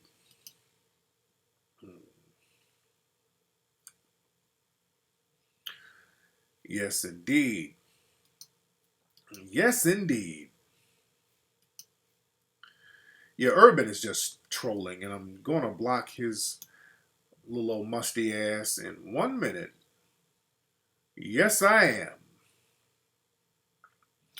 Yes, I am. I just wish that Ustream would make it easier to ban these niggas. What's up? Who's calling? Like, people like that just call, breathe, and hang up. What's up? Who? Hello? Wait. What's up? Who's calling? Tariq, this is Jackson from Chicago. How you feeling, bro? What's up, Jackson? How you doing, fam? I'm great. I got a quick question. I don't know what your knowledge level is, but what's your opinion on like the sovereign process when it talks about like becoming a creditor and changing your status, like giving up some of your position as an American citizen? A lot of that stuff, to me, I don't think it works because nobody has really shown or proved that it does work. Nobody has shown that. No, not one person has shown how that can work as a whole. They can come over and knock you upside your goddamn head, and you can't say, well, look, I got a fair zone. I mean, who's going to really protect you? You don't have, if you're one person or just a very small group of people talking about, well, I got a piece of paper saying I'm sovereign, but you don't have any financial backing to back that up, none of that shit means anything. The cops can come in and knock you in your goddamn mouth, and your piece of paper and your fez and your badge and your ID that says international this, international that. That's not going to mean anything because it cannot be. And who's going to enforce it? Who's going to stop the white supremacist cops from doing anything? It all boils down to that, especially if you ain't got no money. This thing is about money. We need money and resources so we can control public policy and control military. You need money for that. Your paper don't mean shit. The Native Americans signed certain treaties and all that shit. So you dig? So Yeah, I don't know who's actually who. Now I don't know if it's true. That's why I'm asking you. But he's saying that you can position yourself to be able to access more money and more funds through the process, and that's kind of why he's going through the process. How? Yeah, That's the question. My thing is, that's why I asked you, because he's trying to show me a whole bunch of information regarding the law, learning, understanding legal rights, and reverse all that is a bunch and, of double talk. It's double talk. See, I get to the point. I'm not gonna sit up and let a nigga talk to me for 5 hours. Because let me tell you something about business, man. Business is real simple. You understand? I want you to understand. How old are you, by the way, bro? How old are you? I'm 30. Okay. When somebody's supposed to be talking business and they're talking too much, they ain't handling business. I want you to always remember that. When you start talking to somebody about business and they just kind of go ranting along too fucking much, going on and on and on and on about just every fucking thing, they ain't about no business. And they're trying to compensate for the fact that they ain't about no business. They got some kind of scam up their sleeve. People who are about business can get right to the damn point. Business is real simple. How do we get money? How do we use this status to get money? You can explain it in one paragraph. How do we use this to get money? If they can't explain that, well, what you got to do, brother? See, all right. See, back in the 1950s, and when they start going into that, they're bullshitting. They're just sitting up here just trying to talk just for the sake of talking, dude. You got to have some paper. You got to get your money together. And then when you get that together, then we can start talking about sovereignty and all that, because then you can back up your sovereignty because you got money to get military on your side, police on your side, politicians on your side to enforce this stuff. But again, a lot of these dudes are doing a lot of double talk, and nobody can point to somebody who's done something very successfully as far as the sovereign thing. So that's my take on that. But thanks for the call. I appreciate it. Yes, indeed. Because some of that stuff sounds good in theory. Some of the ideas are theoretically good. I'm all for having our own status. My thing is with the whole thing, let's claim Moorish status. If you had something that's been around for damn near 100 years and it still hasn't worked on a grand scale, that's just not the business. If you had something around for that long and it's just not working on a grand scale, can't co-sign it. Can't co-sign that. You got brothers in jail now. You got a lot of people in jail now talking about they don't have to abide by the laws of this country, and they're in jail now. So that just shows how that worked. That happened with Malachi York. Well, the Nuwabians. Malachi York was real big on the whole sovereign thing and let's claim our Moor status and the Yamasee Moor, and he had all types of statuses that he was claiming. But the thing is, he's in jail. See, you got to get into a position where you have a network of money circulating where you can get politicians bought off. See, that's the thing. That was the problem with the Nuwabians, because those politicians and law enforcement down there in Edenton, Georgia, I think that was, they went after them. You gotta be on that mafia shit. When you set up shop with these, especially around these white supremacists, you gotta start greasing palms. You gotta start getting you some politicians in place so you can start paying folks off to turn around and get off your back. That's what the name of the game is. You gotta run your shit like the mafia to a certain degree.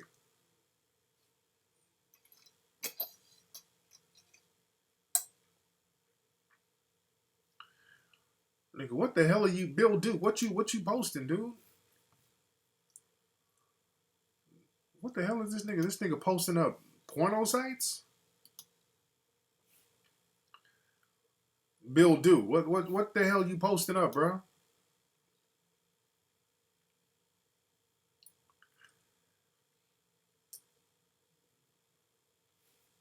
See, a lot of cats want to get out of the whole money situation. See, dudes, there's no way around getting our money together.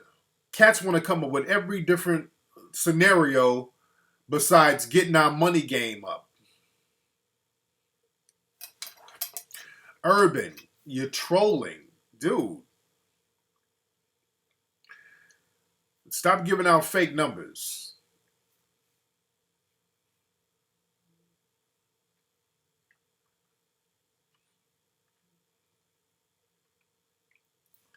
Let's see who this is. What's up? Who's calling? Hey, Tariq, it's the Afro Canadian. How are you? Hey, no, who's this? The Afro Canadian. Afro Canadian. How you doing, young lady? I'm good. How are you? I'm good. What's on your mind? I just want to address the misconception that I think another Toronto caller was talking about, how there's division between Caribbean and African in Toronto. Yeah. And I just wanted to say that's kind of far from the truth.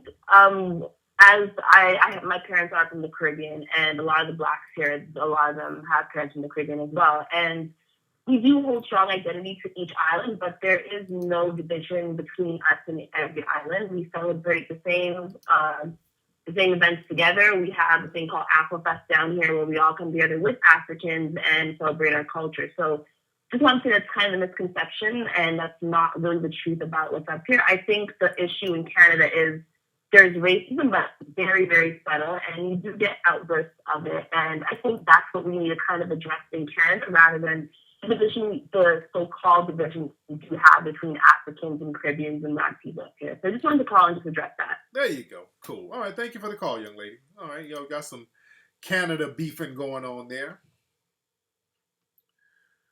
But, we got to really get in a position where we can travel and just deal with people around the world, melanoid people, on our own terms. We got to be able to deal with our brothers and sisters on our own terms.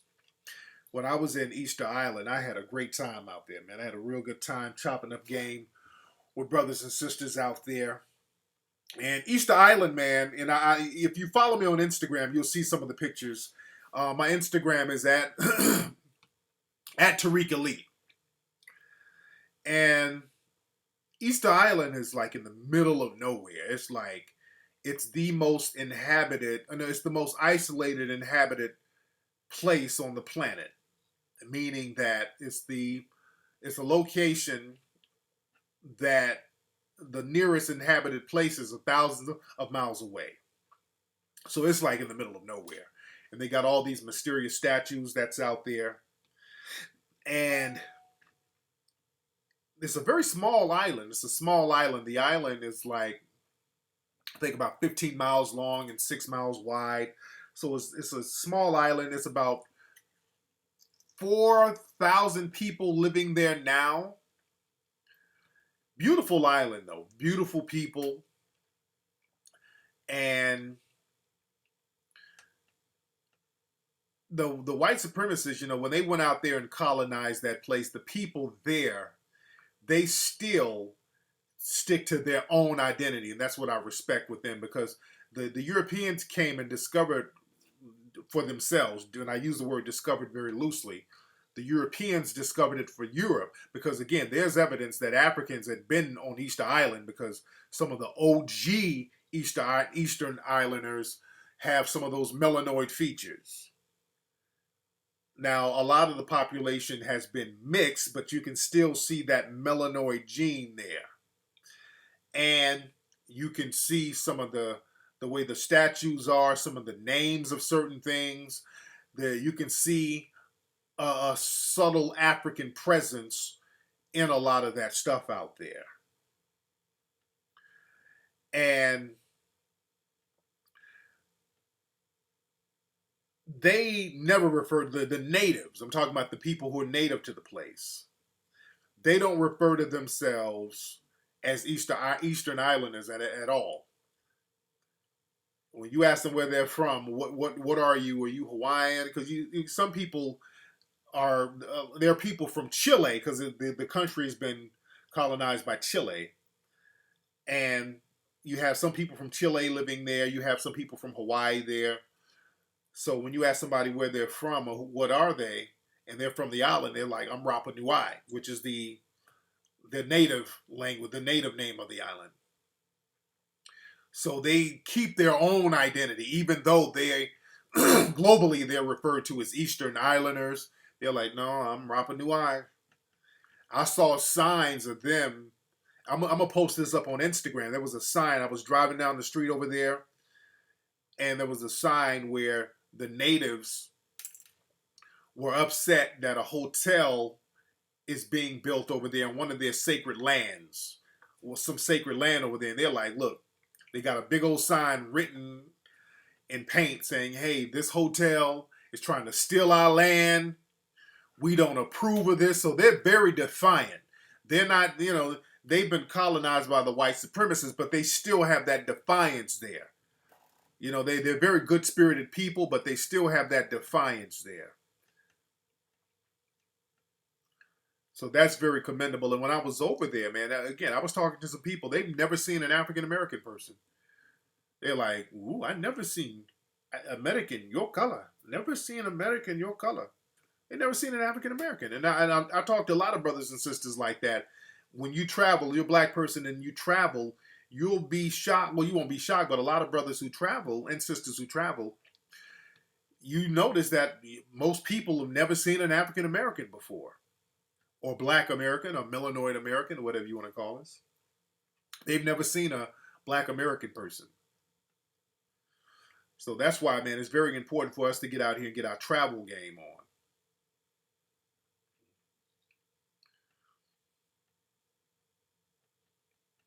Why are you guys throwing around the term white supremacists? What do you mean? Okay. Lady is trolling. Lady. Okay, you're trolling, lady. Lady is straight up trolling. She is trolling her ass off.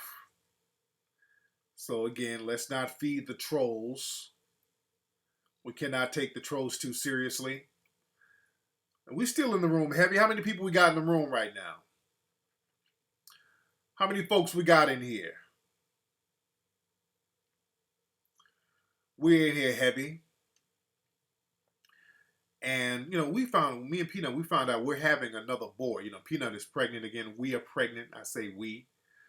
We're having another boy. Now, Peanut was upset because she wanted a girl this time. A lot of folks in the family, they wanted a girl. We got TJ.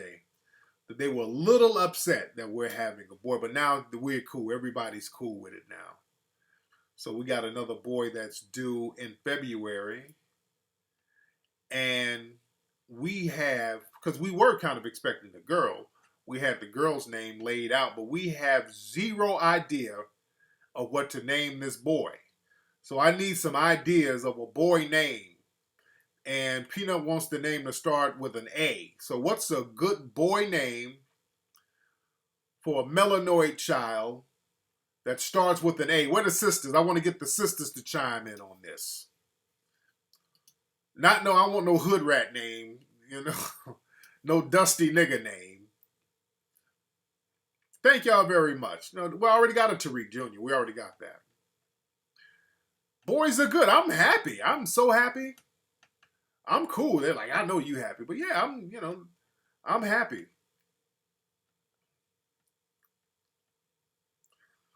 I'm going to say Ashra, Amante, Amir, Alante, Asmara, Ashar, Arsenio. Come on, y'all got to give me some good names. Now the middle name, because we have no idea what the boy's name is going to be.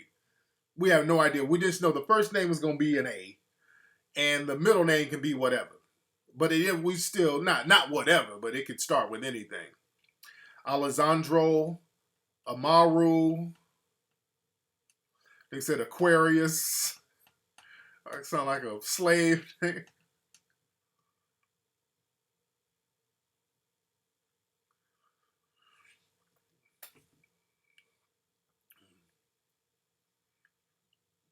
Alexander. Well, TJ's middle name is Alexander, so. Nigga said Ashrod Quasi. Antoine. Oh, what happened to the chat room? There we go. Nigga said Atari. Nigga said Ashanti. Don Quavius. B-Rex said Ashy. Avery. That's not bad. Avery is not bad. Avery is not bad. Lady Shan came with a good one. This nigga said Alizé.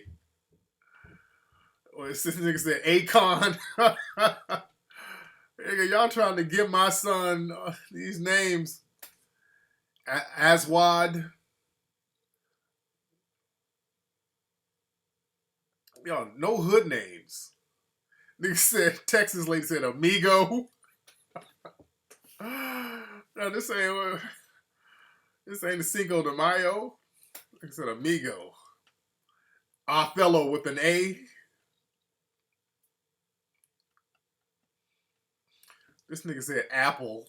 Nigga, who am I?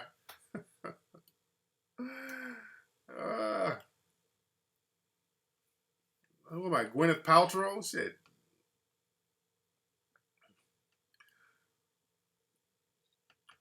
Amir. I haven't seen the Blackish show. I'm gonna watch that Blackish show.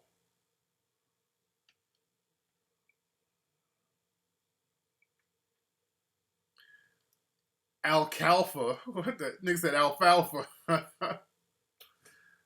Man. Let's see who's on the phone. What's up? Who's calling? How you doing? Hey, what's up? Who's this? Lawanda from New York. Hey, Lawanda from New York. How are you? Oh, I must be behind. I'm watching you on my phone, but I guess I'm behind on the show. I'm at the part where you was asking for names for your son. Oh, okay. I'm sorry. Yeah, no, it's cool. It's like there's a delay when you know, it's a few seconds delay, but it's all good. Yeah, it's my fault. I dropped my computer. I just wanted to say thank you for answering that question, because ever since I've been watching Hidden Colors, I've been kind of confused about religion. Yes. And I'm just like, thank you so very much for answering that question, because I've always had, how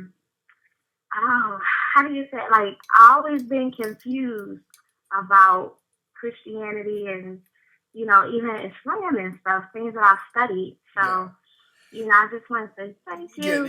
And, what you say? No, go ahead, sweetie. Go ahead. I also wanted to say, about the, what would you just say? The Eastern Island? Eastern Island. Easter Island, yes.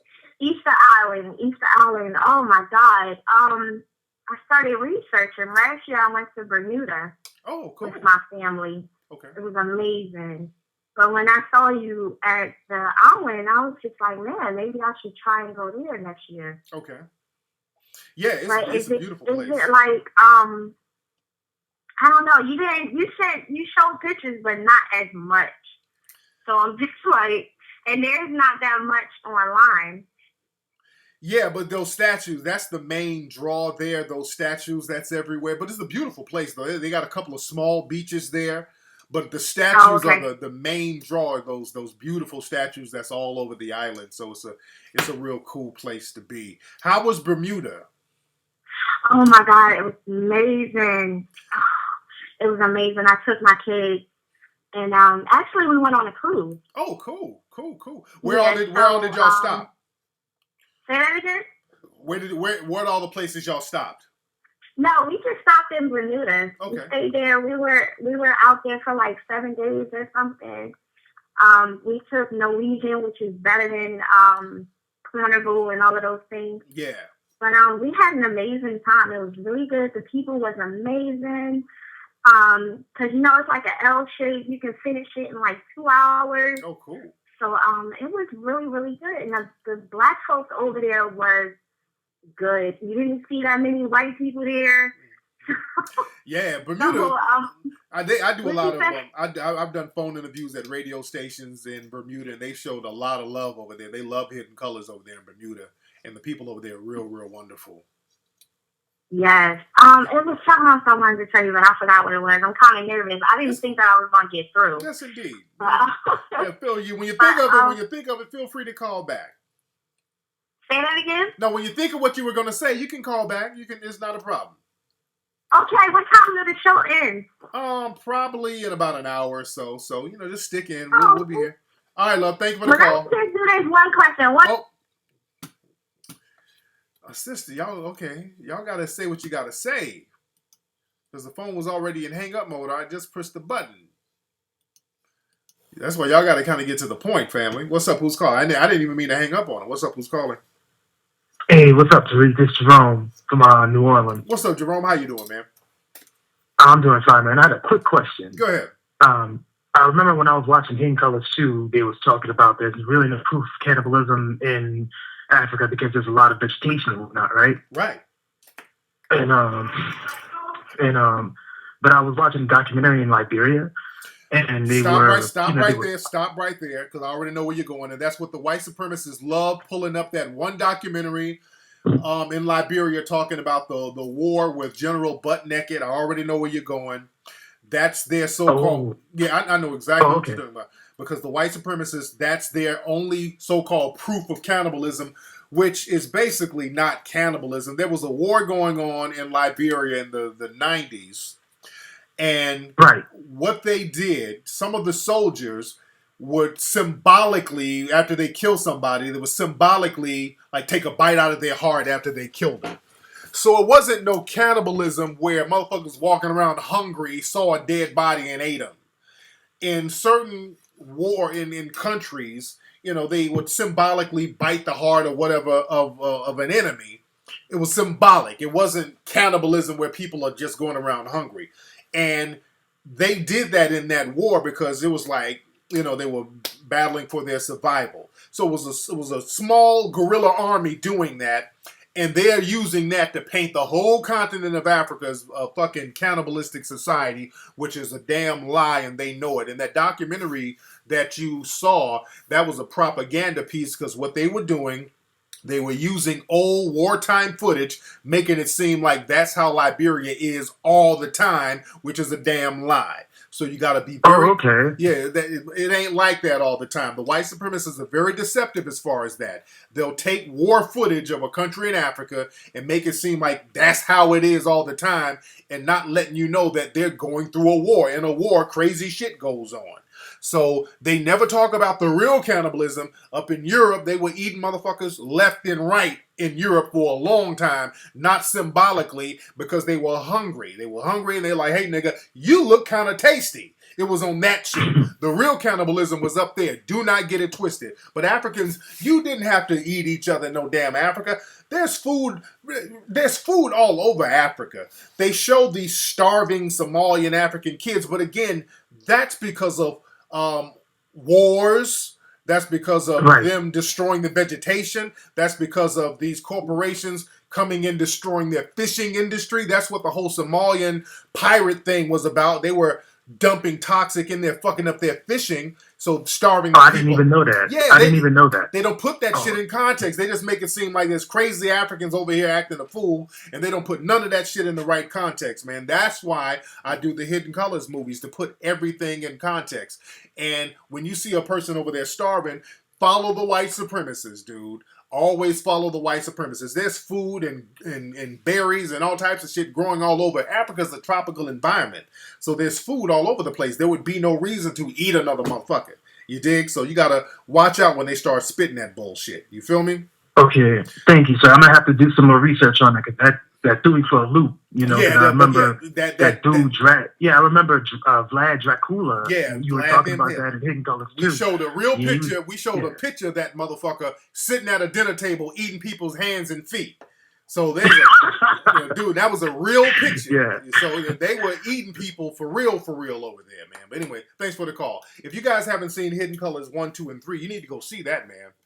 Y'all need to go see all the Hidden Colors. Go to Amazon right now and get all the Hidden Colors movies. Get all the Hidden Colors movies.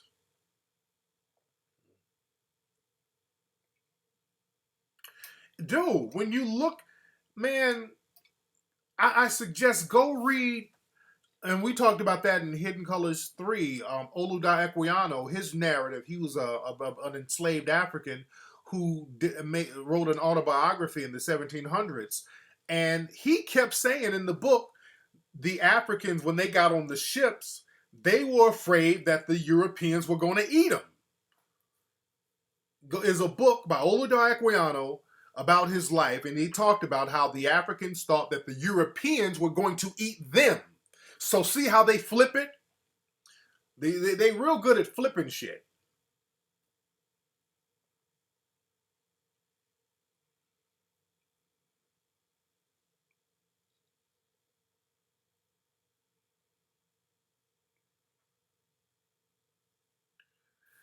Let's see who we got. What's up? Who's calling? Hey, what's up, Tariq? This is Mark calling from Boston. Hey, what's up, Mark? How you doing, fam? I'm doing pretty good, bro. Just had a question to ask you. So what I wanted to ask, brother, was when dealing with women, it kind of can be confusing when it comes to, differentiating between someone who's considered a side piece and someone that you want to commit to.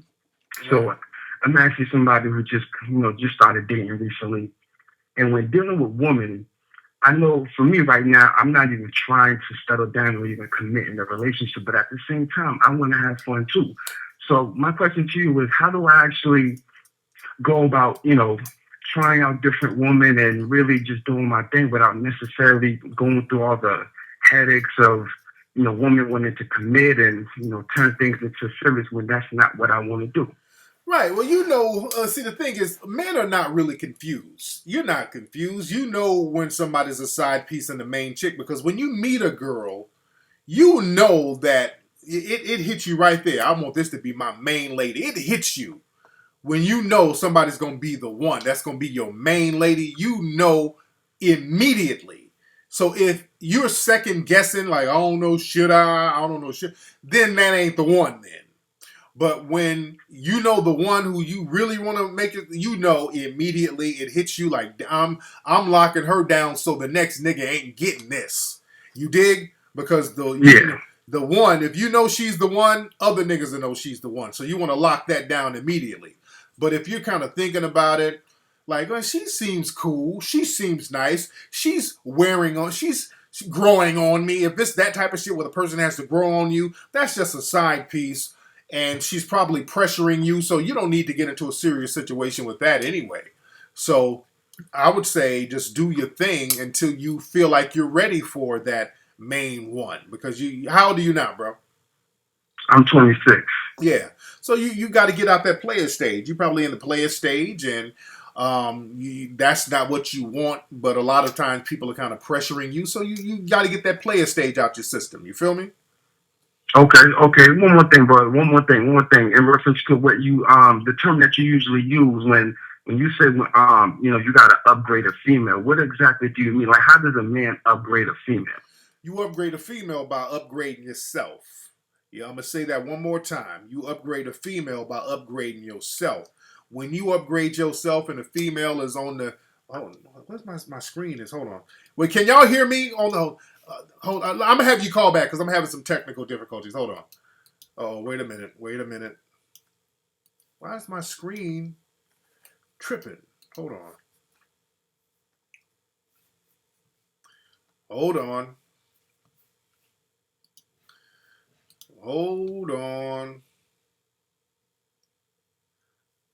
What the hell is up with this shit, man?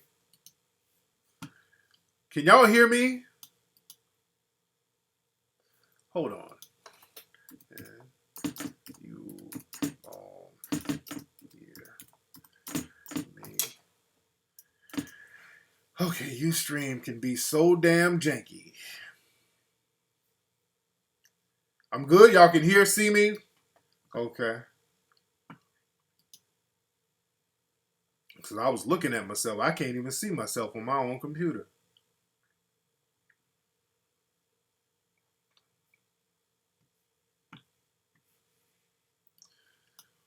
All right, hold on. Because the brother's getting confused here. Okay, so y'all can see me. Okay.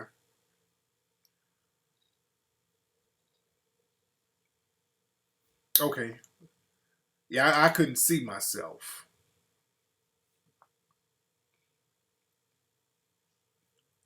Yeah, I was trying to give my dude some game, and then I saw the screen was frozen, so I didn't know what the deal was. You dig? So I wish Ustream has to get it together. The way they got this shit set up now, it is raggedy, man. Ustream got to get it together. Okay, now I see myself now. All right, I see myself now. Yeah, they really got to get it together on Ustream.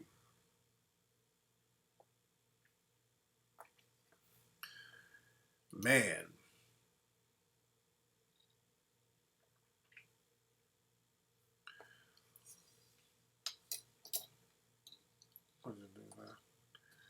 Oh, what's the mix, Miss Braxton? I'm not. He's trolling, Miss Braxton. I'm not. I've already answered that question, Miss Braxton. He's just trolling. If you answer one question, he's just gonna troll for more questions. So I'm just kind of ignoring him. He's just trolling for attention. He's just gonna keep asking stupid ass questions, getting attention. Okay, I don't know why Ustream is tripping the way it is, man. Yeah, trolling is just so played out and corny. Trolling is so 2008. All right, y'all see me. There you go. All right, let's see who's on the phone. And I wanted to answer my man's question. That was a very good question. What's up? Who's calling? Oh man, I made it on. This is Ed from Somerville. My name is Ed from Somerville, Tennessee. Somerville, Tennessee. What's on your mind, Ed? Oh man. First of all, I want to say, man, seen all the Hidden Colors. Everybody done said that, I know, but yeah, I saw all of them. Much respect. Much respect. But check it out. I was watching the football game today, and in the middle of it, they got something about domestic violence. Like they need to stop. Like the boys will be boys or something like that. And it's like right in the middle of the football game, and right after that football game, they got something on the news about girl gadgets, how you can do your own defense mechanisms and all that. That's, you know what all that is? That's a way to deflect from all the systematic white supremacy. You got to understand how white supremacy works, man. It's all about white supremacy is a very deceptive, manipulative practice and religion. And right now, the global dialogue is about how white supremacy is devastating black people here. All of these black people getting shot, black women getting beat up by cops, black kids getting shot. That's the international dialogue right now. And the dominant society with their media, they're like, we're going to talk about what we want to talk about, which is Negroes abusing women. Our good old racial stereotypes. So they're going to try to crowbar and force that dialogue down our throats. We got to be smart enough to not go for that. Of course, we know domestic violence is wrong and all that, but we're not going to take our eye off the ball, which is systematic white supremacy and all these black folks getting shot, killed, black women getting raped by cops. Talk to me about that.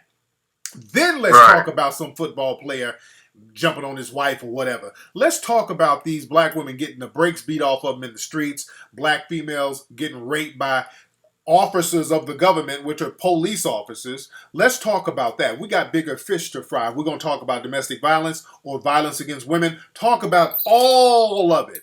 Don't just pick out a couple of football players and then make them the poster children for domestic violence. So we as black folks, melanated people, melanoid people, we can't fall for the banana in the tailpipe. We got to be on our code game and stick to challenging systematic white supremacy. You feel me? Yeah. Well, you heard about the soccer player. I talked about her earlier in the show. I talked about her beat up earlier. her sister. Yes, indeed. Thanks for the call, brother. Okay, I don't want to repeat the same stuff I talked about. Sound like he tuned in late.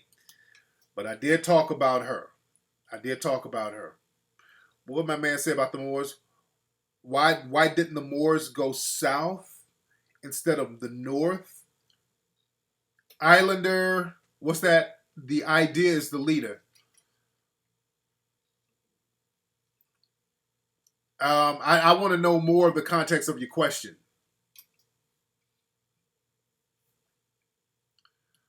I want to know more of the context of your question. What's this link? The hell is this link? Afrocentric Queen. What the hell is that? Somebody pays you and found? Okay, Afrocentric Queen. You just found some random person's page and try to pretend that it's yours. All right, so you ain't doing nothing.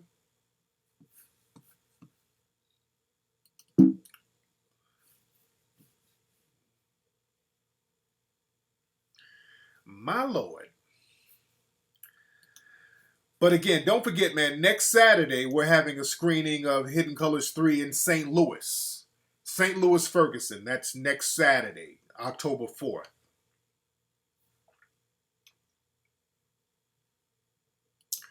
That is October 4th. Now, Bobby Hemmett, Bobby Hemmett had a stroke, so Bobby can't really do interviews like that.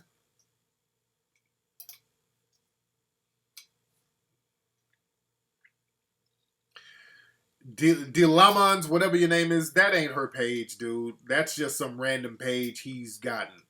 That's not it, dude. This dude is trolling. Urban Written is a dude. He's trolling. He's picking out random pages and putting up random people's phone numbers. This is a damn dude trolling.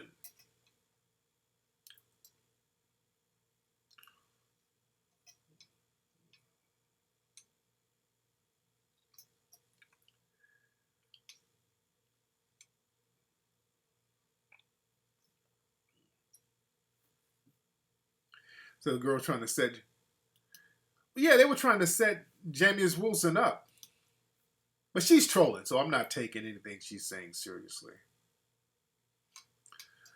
I'm not taking anything she's saying seriously. Let's see who's on the phone. What's up? Who's calling? Hey, Tariq, how you doing today, brother? What's up? Who's this? My name is Janelle, man, from Queens, New York. There you go. What's on your mind, man? Hey, I was calling to add to the brother for calling about cannibalism in Liberia, man. Yeah. My mom's is from Liberia, man. That is total buffoonery, brother. Yeah. Africans didn't eat anybody in Liberia, man.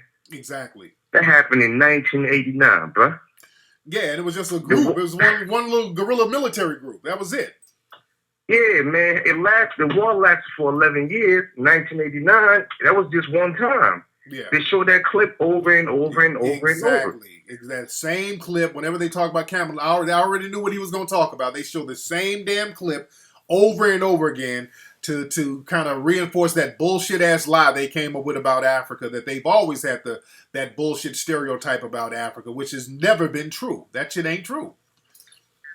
You know what I mean? And it's sad to me that I talk to a lot of people who really believe, especially black people, who really believe that Africans are really eating each other over there, man. Yeah, it's ridiculous, man. But anyway, man, thank you for the call, man. But yeah, man, brother, that the black folks believe every damn thing that the white supremacists tell them. Black folks believe everything that the white supremacists tell them. I wish, boy, see, the white supremacists, they know who to go to with all of the bullshit. Man, dude, they come to me with that cannibalism shit. I'd hit them up with so many books and references and pictures and paintings, because I showed some of them in Hidden Colors too. There's more. Remember, with Hidden Colors, then we got to cut a lot of stuff out. Oh, I got tons of pictures of cannibalism in Europe. Going back to, Rome. After the fall of the Roman Empire, when they would have those gladiators out there and fighting each other and fighting the lions and all that, a lot of folks don't know, when the fall of Rome was popping off, people in the Colosseum's like, hey man, give us the dead bodies. Don't throw those dead bodies away. Shit, we can eat that. They were eating those bodies. after those gladiator fights. That shit is heavy, man. Oh yeah, the Donner Party. Yeah, it would. Look that up. I know about the Donner Party. Eating each other. Man. Come on.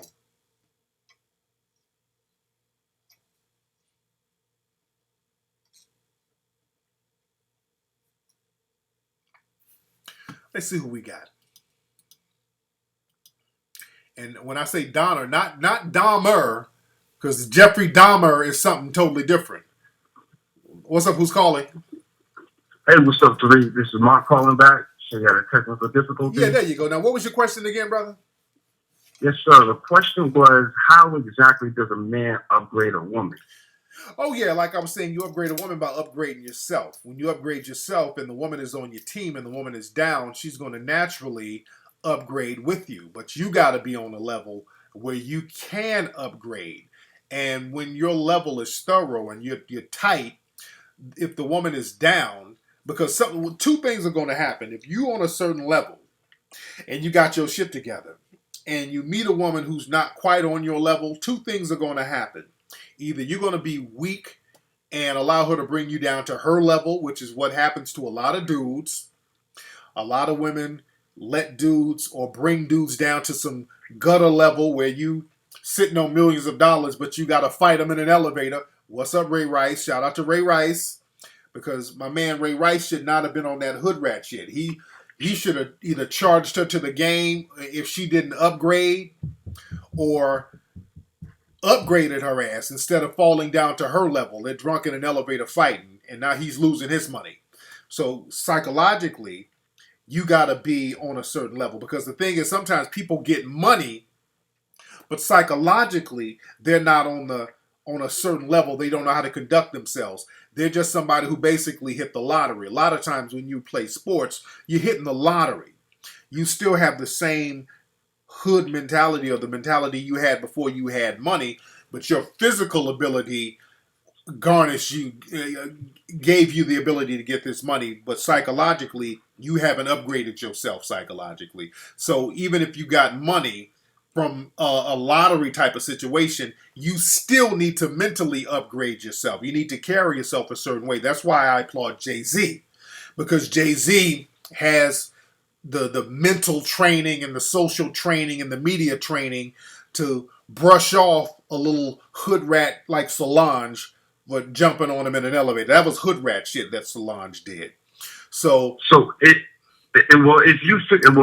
I upgraded myself, and how do I decide? Like, if I meet a woman, because I meet a woman who have a lot of potential, but it's like, maybe that might be too much work. Some woman you meet, you can mold her into the type of woman you want to be, or it's probably necessary to find a woman who's on your level. How do I decide if she's even worth being upgraded? If she's even worth it? If I've already upgraded myself. Number one, to see if she's down, to see if she's a good listener, to see if she's going to really be on your team, to see if she's going to be an asset to the team. It's just like business. Relationships are like business, man. That's why when you get married, the marriage license looks like a business license. You dig? Because it's a business. Mm-hmm. And when you get prenups, it's a business. So when you get a potential business partner, you got to treat them like that. Long-term thinking. Like, after I have sex with you and we get all the fun out of the way, are you going to help me with my businesses? Are you going to be a good parent? Do you have the potential to be a good parent? Can you keep the home locked down when I'm not there? Can you have my back when I need you to have it? These are the kind of questions that you got to ask yourself first about the person. Don't ask them. You got to know based on their actions, because if you ask them, people talk a good game. If you let them tell it, people are just the bomb when you meet them. But you got to know if this person really has that kind of potential. If you're a dude, let's say you're a banker, you're a manager at a bank, and you meet a chick at All-Star Weekend somewhere, and she has some purple streaks in her fucking hair and a tongue ring and a tattoo that says cash money on it. You dig? You can't really do too much upgrading, because there's too much shit in garbage you got to get out of that in order to upgrade. So what you want to do, you got to get somebody with the least amount of baggage that's already on them. So you got to watch the females that has been inundated with dusty niggerdom, because that's the problem. You got a lot of women who's been through dusty nigga after dusty nigga, then they get dumped off on you, and then you got to remove the dusty nigga spirits off her ass, and that becomes a task. So you want to get a woman who is I won't say baggage free because we all have some baggage, but with people with less the least amount of baggage. That's what you're looking for. You feel me? And those are the people that you can look to upgrading. Feel me? Thanks for the call, fam. Appreciate it, brother. Yes, indeed. Man. Yeah, that's the problem. And women, too. Women, you meet dudes. That's the thing, women. And this goes both ways. I'm not just hitting up on the women because women, sometimes y'all meet a dude and he's a nice dude and you're like, because women can kind of mold guys to a certain degree. You can kind of mold him and just let him know what you like and don't like. Not in a leadership position, but you can kind of let him know, hey, you know, I kind of like a dude who can kind of take charge. I like a dude who can kind of take the trash out. I like a dude who can fix stuff in the house. I like a dude who's a good provider. You can kind of let him know that. You dig? In subtle ways. And a lot of times when women, you meet some dudes, you're like, he has potential, but this nigga done been through 20, 30 hood rats. And now he's at your doorstep with that hood rat energy on him. So he's bitter, and you got a lot of these niggas out here who's real bitter because these hood rats done ran them through the ringer. Y'all know these niggas got about 8 child support payments from a whole bunch of different women he got to pay every month. So you, a woman, you don't want to be involved in that. You're like, God damn, I don't want to deal with your ratchet fucking baby mamas, nigga. I like you and everything, but damn, I'm not trying to deal with DeQuasia coming over here acting a fool, threatening to beat me up. You know, I don't want to deal with that shit, nigga.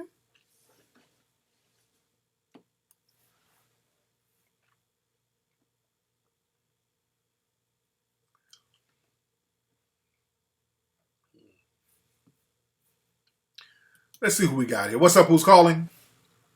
Hey, what's up? This is 1L from Chicago, man. Hey, 1L, how you doing, fam? I'm good, man.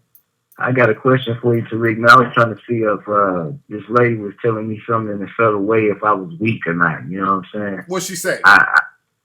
She said I was a sweet guy. She said you seem like a sweet guy. Like when I was talking to her, it's like it was taking a while. Because she just got out of a divorce, and she was saying she was kind of iffy. She was like she wanted to do it, but she didn't want to do it. So I was just trying to, you know, see if she was saying something subtle or something, like if she wanted me or not, you know. So wait. So this woman, have you met this woman in person? I mean, what's the deal? Yeah, in person. I just met her at the supermarket. Okay. And y'all talked on the phone? I mean, how long were y'all talking? No, I wasn't talking. I just met her. Like, this is my first date meeting. Like, we weren't talking. This was a fresh, brand new person that I'm just meeting, like, out of the blue like that. You see what I'm saying? So you met her? Oh, you just met her at the supermarket, and she said you seem like a sweet guy? Well, I asked her, this is how it started. I asked her if she needed me to help her with her groceries. Wait, do you work at the supermarket? No, she doesn't work there. Do you work there? Got some shopping. No, I don't work there. I was just there, like, picking up a little snack or something, you know? Oh, okay. I'm like, nigga, you better not be fucking with your work apron on, with your butcher's apron with fish blood on it trying to spit.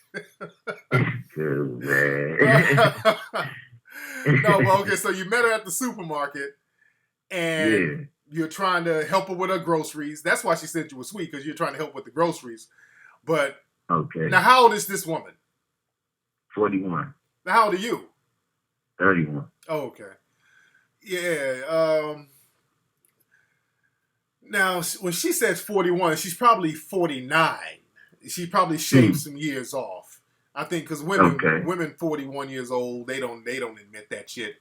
Yeah, she's probably, that woman's probably 55 years old, nigga. You probably trying to holler at somebody's nana. Okay. Yeah, and she's probably like, you sweet. Basically, what she is saying, nigga, I got a son your age. Her ass is nobody's 41. That you sweet. Basically, she probably got a son your age somewhere.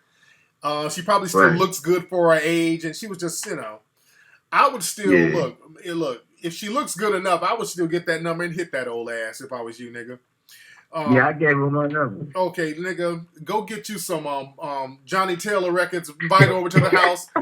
Get a bottle of cold duck and knock the brakes off that pussy, nigga. All right, man. Holla. All right, man. Get it, nigga. Get her ass. That woman knows she ain't nobody's 41 years old. But still hit it, though. Since she's out there trying to be... I'll show you how sweet I am, Nana. And nigga, you fucked the life alert bracelet off her wrist. Get that. Old ass out there trying to campaign. Give her something to campaign for, nigga.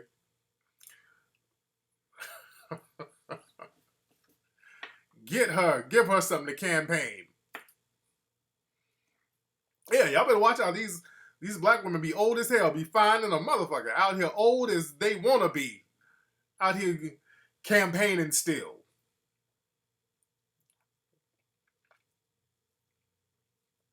Man.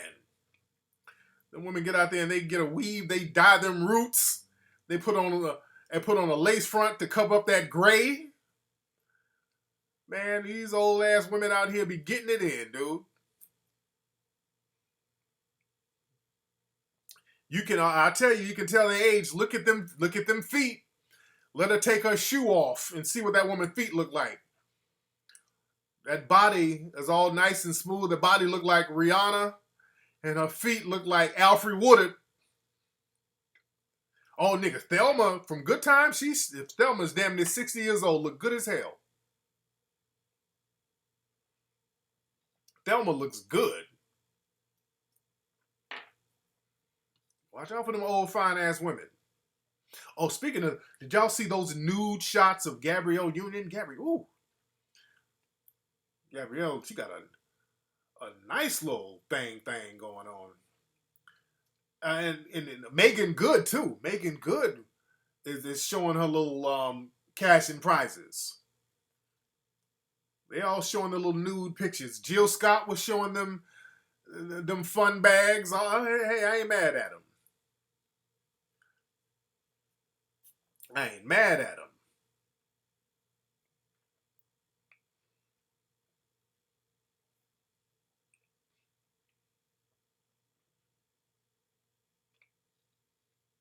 Oh, nigga, Megan Good was killing the game. I ain't mad at you, Megan. She's trying to let people know this thing still looks good. She had them titties out. I ain't mad at you, Megan Good.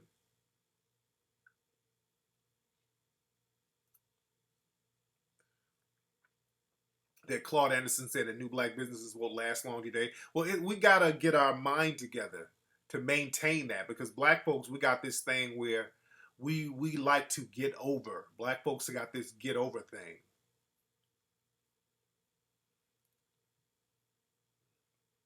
Nigga, somebody go get peanut nose. Nigga, I deny this conversation happened.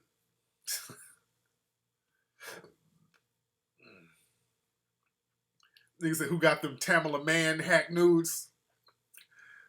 Nigga, who got the Shirley Caesar hack iPhone pictures, nigga?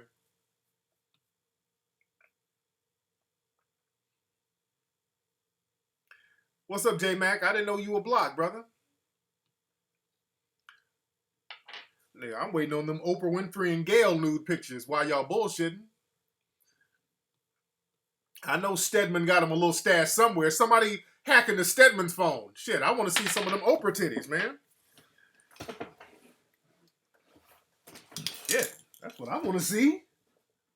I want to see some $1 billion titties. Yeah. I ain't never seen $1 billion titties. Somebody hack. I know some of y'all computer nerds know how to hack Stedman's phone.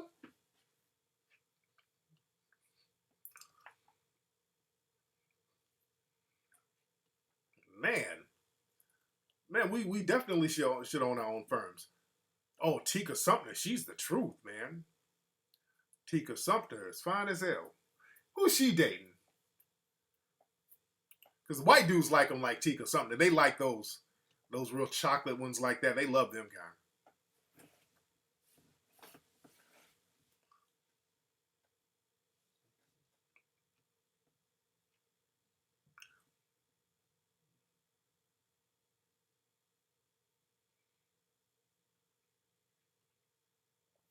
Let's see who we got on the phone.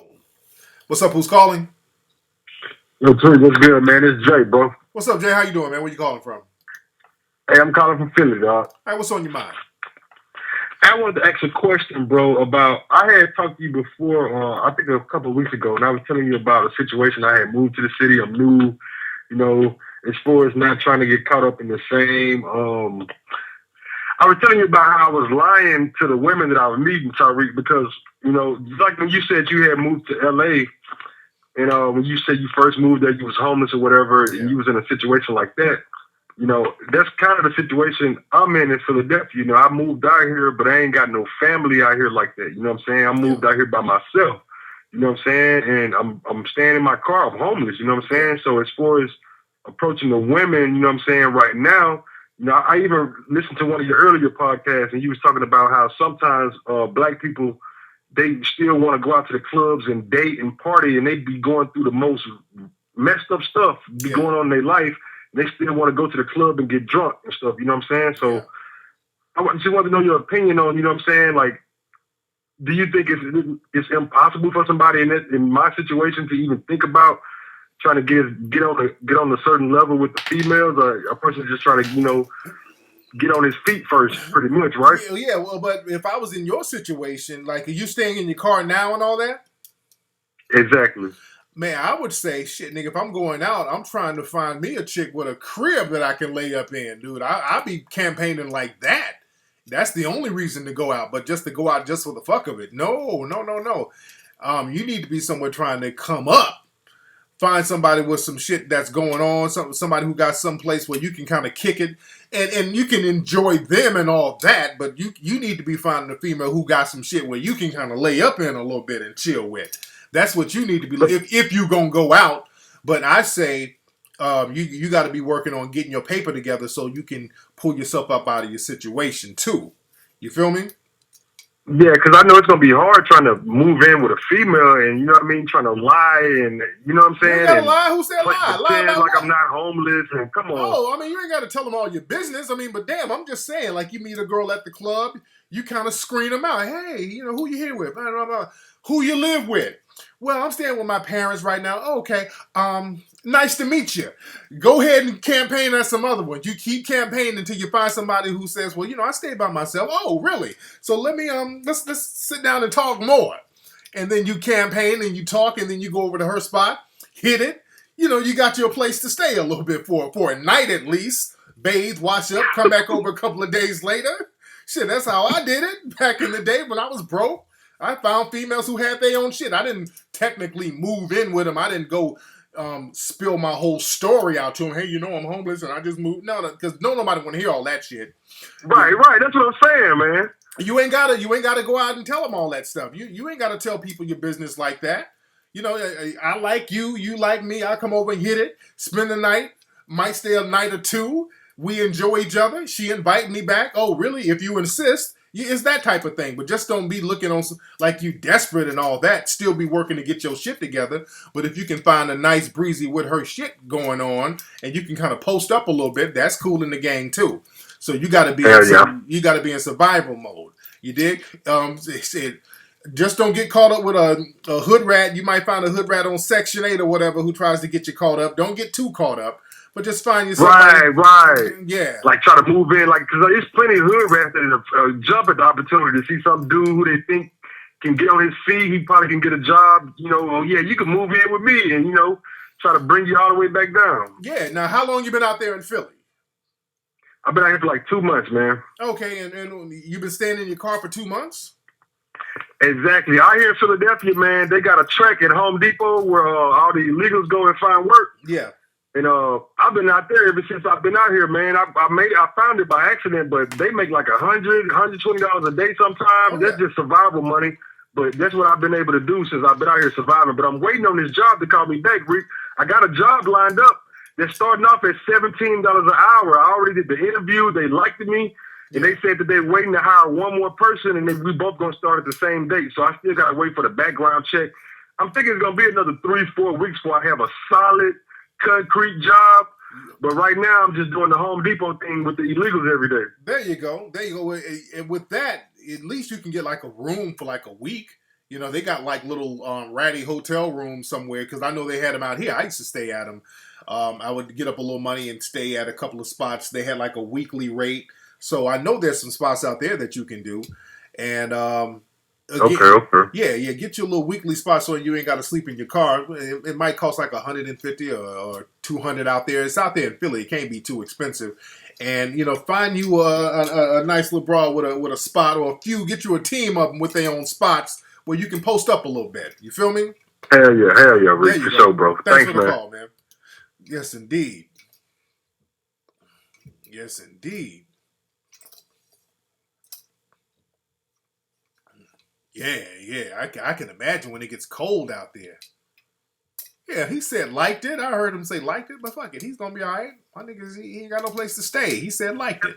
What's up? Who's calling? Hey, Tariq. My name is Dana. Hey, Dana. How are you, love?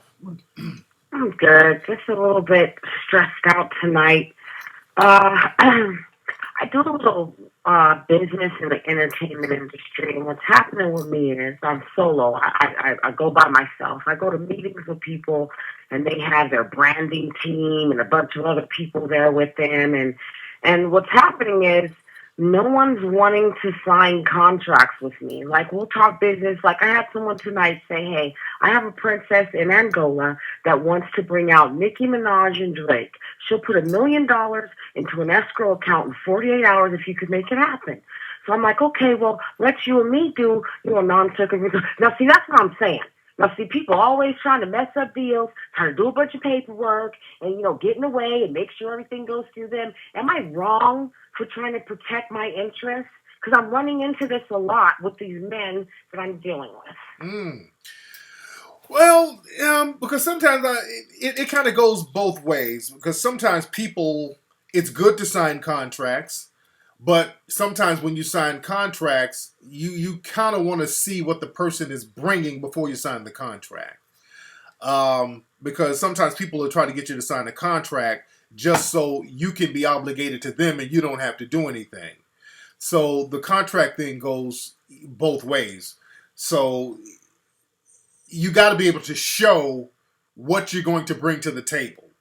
And you got to be able to have a track record of what you've done in the past before people can really want to get into contracts with you.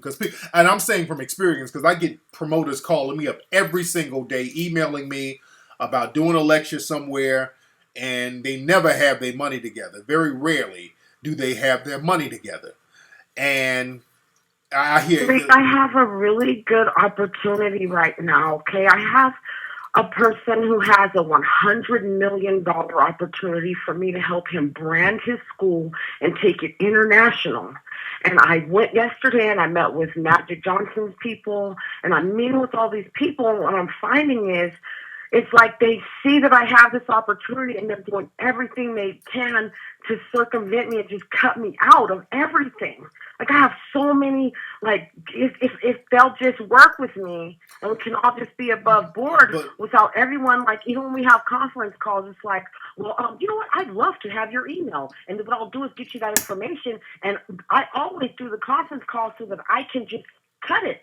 And you don't call, see, why'd you hang up on me? Dude, why are you constantly trying to get information? But like, people want to see the proof though. People want to see the proof of what you have. You just to say, well, I know somebody with $100 million throwing out big numbers. That's fine, but what proof? Who do you have that's doing something that can co-sign you? That's what people want to know. You understand that? Well, I'm bringing them, and that's what I'm saying. I'm bringing them to the table, to the man. It's a doctor that I work directly with, right? So I bring them to the table, and it always ends up being a situation where I'm cut out. Okay, well, we're going to mitigate these diamonds, and we'll put you in charge, and we'll run 100 barrels of oil, and this and that, and you're the signer. And I'm sitting there at these meetings like, okay, well, this all sounds good, but I'm not hearing my name brought up in this shit. And I put everybody together, excuse my language. Oh, okay. I don't know. Look, because it already sounds like now it's all over the place.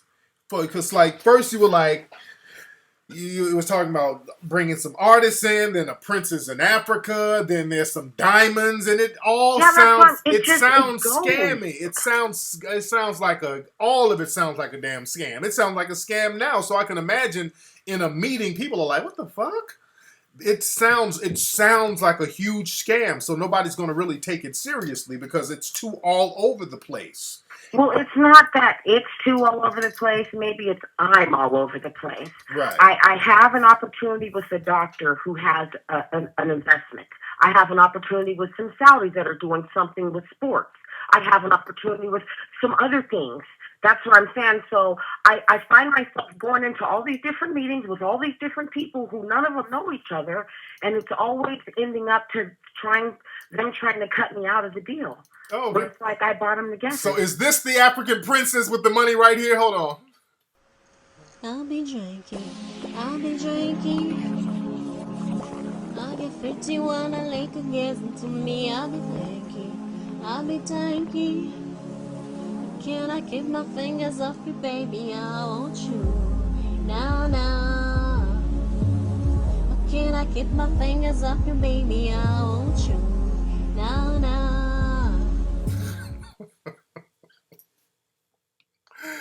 Yeah, this Dana sounded like a huge scam. I can imagine going into a meeting and hearing that. It sounds just like complete bullshit, man. Yeah, it sounds like it's all over the place. It's all over the place. Dana, you everywhere. Ain't nobody taking that seriously. I hear my son running around upstairs. You talking about somebody got $100 million. When you start talking about somebody, somebody with $100 million who can put some money in an escrow account. Scam. That already sounds like a scam. Then she's talking about a doctor with diamonds. It sounds like a scam. And basically, when repeating the same thing over and over again, don't make it sound any less like a scam if you can't prove none of it. I mean, Dana, it sounds like you're running a scam and just nobody's buying it. Nobody's buying the scam. So she's a drug mule. Yeah, I would get you out of my office too, talking like that.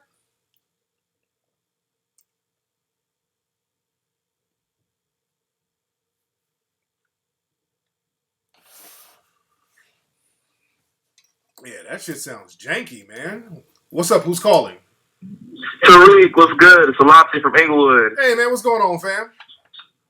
Nothing much. I wanted to just chime in a little bit on the chief of police in Ferguson. Yeah. He recently had a thing where he apologized, but I really felt like it was very unprofessional. People were demonstrating out there, and it was really dark, like around the same time it is right now on the West Coast. Yeah. And the dude apologized, and I'm like, dude, like, so they start giving him some, they start saying, F you, get out of here. We don't want that, you know what I'm saying? Right. They come at him, because it felt like it was disingenuous. It was disingenuous, like very much so. It was very much so disingenuous, and we don't need no apology. We need Darren Wilson arrested, man.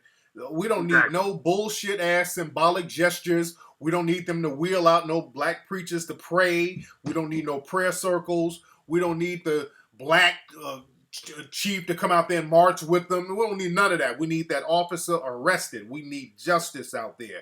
Everything else is bullshit, and I'm glad that people rejected that nonsense. And again, I'm going to be out there on Saturday, and we got a lot to talk about out there, man. But thanks for the call. Right.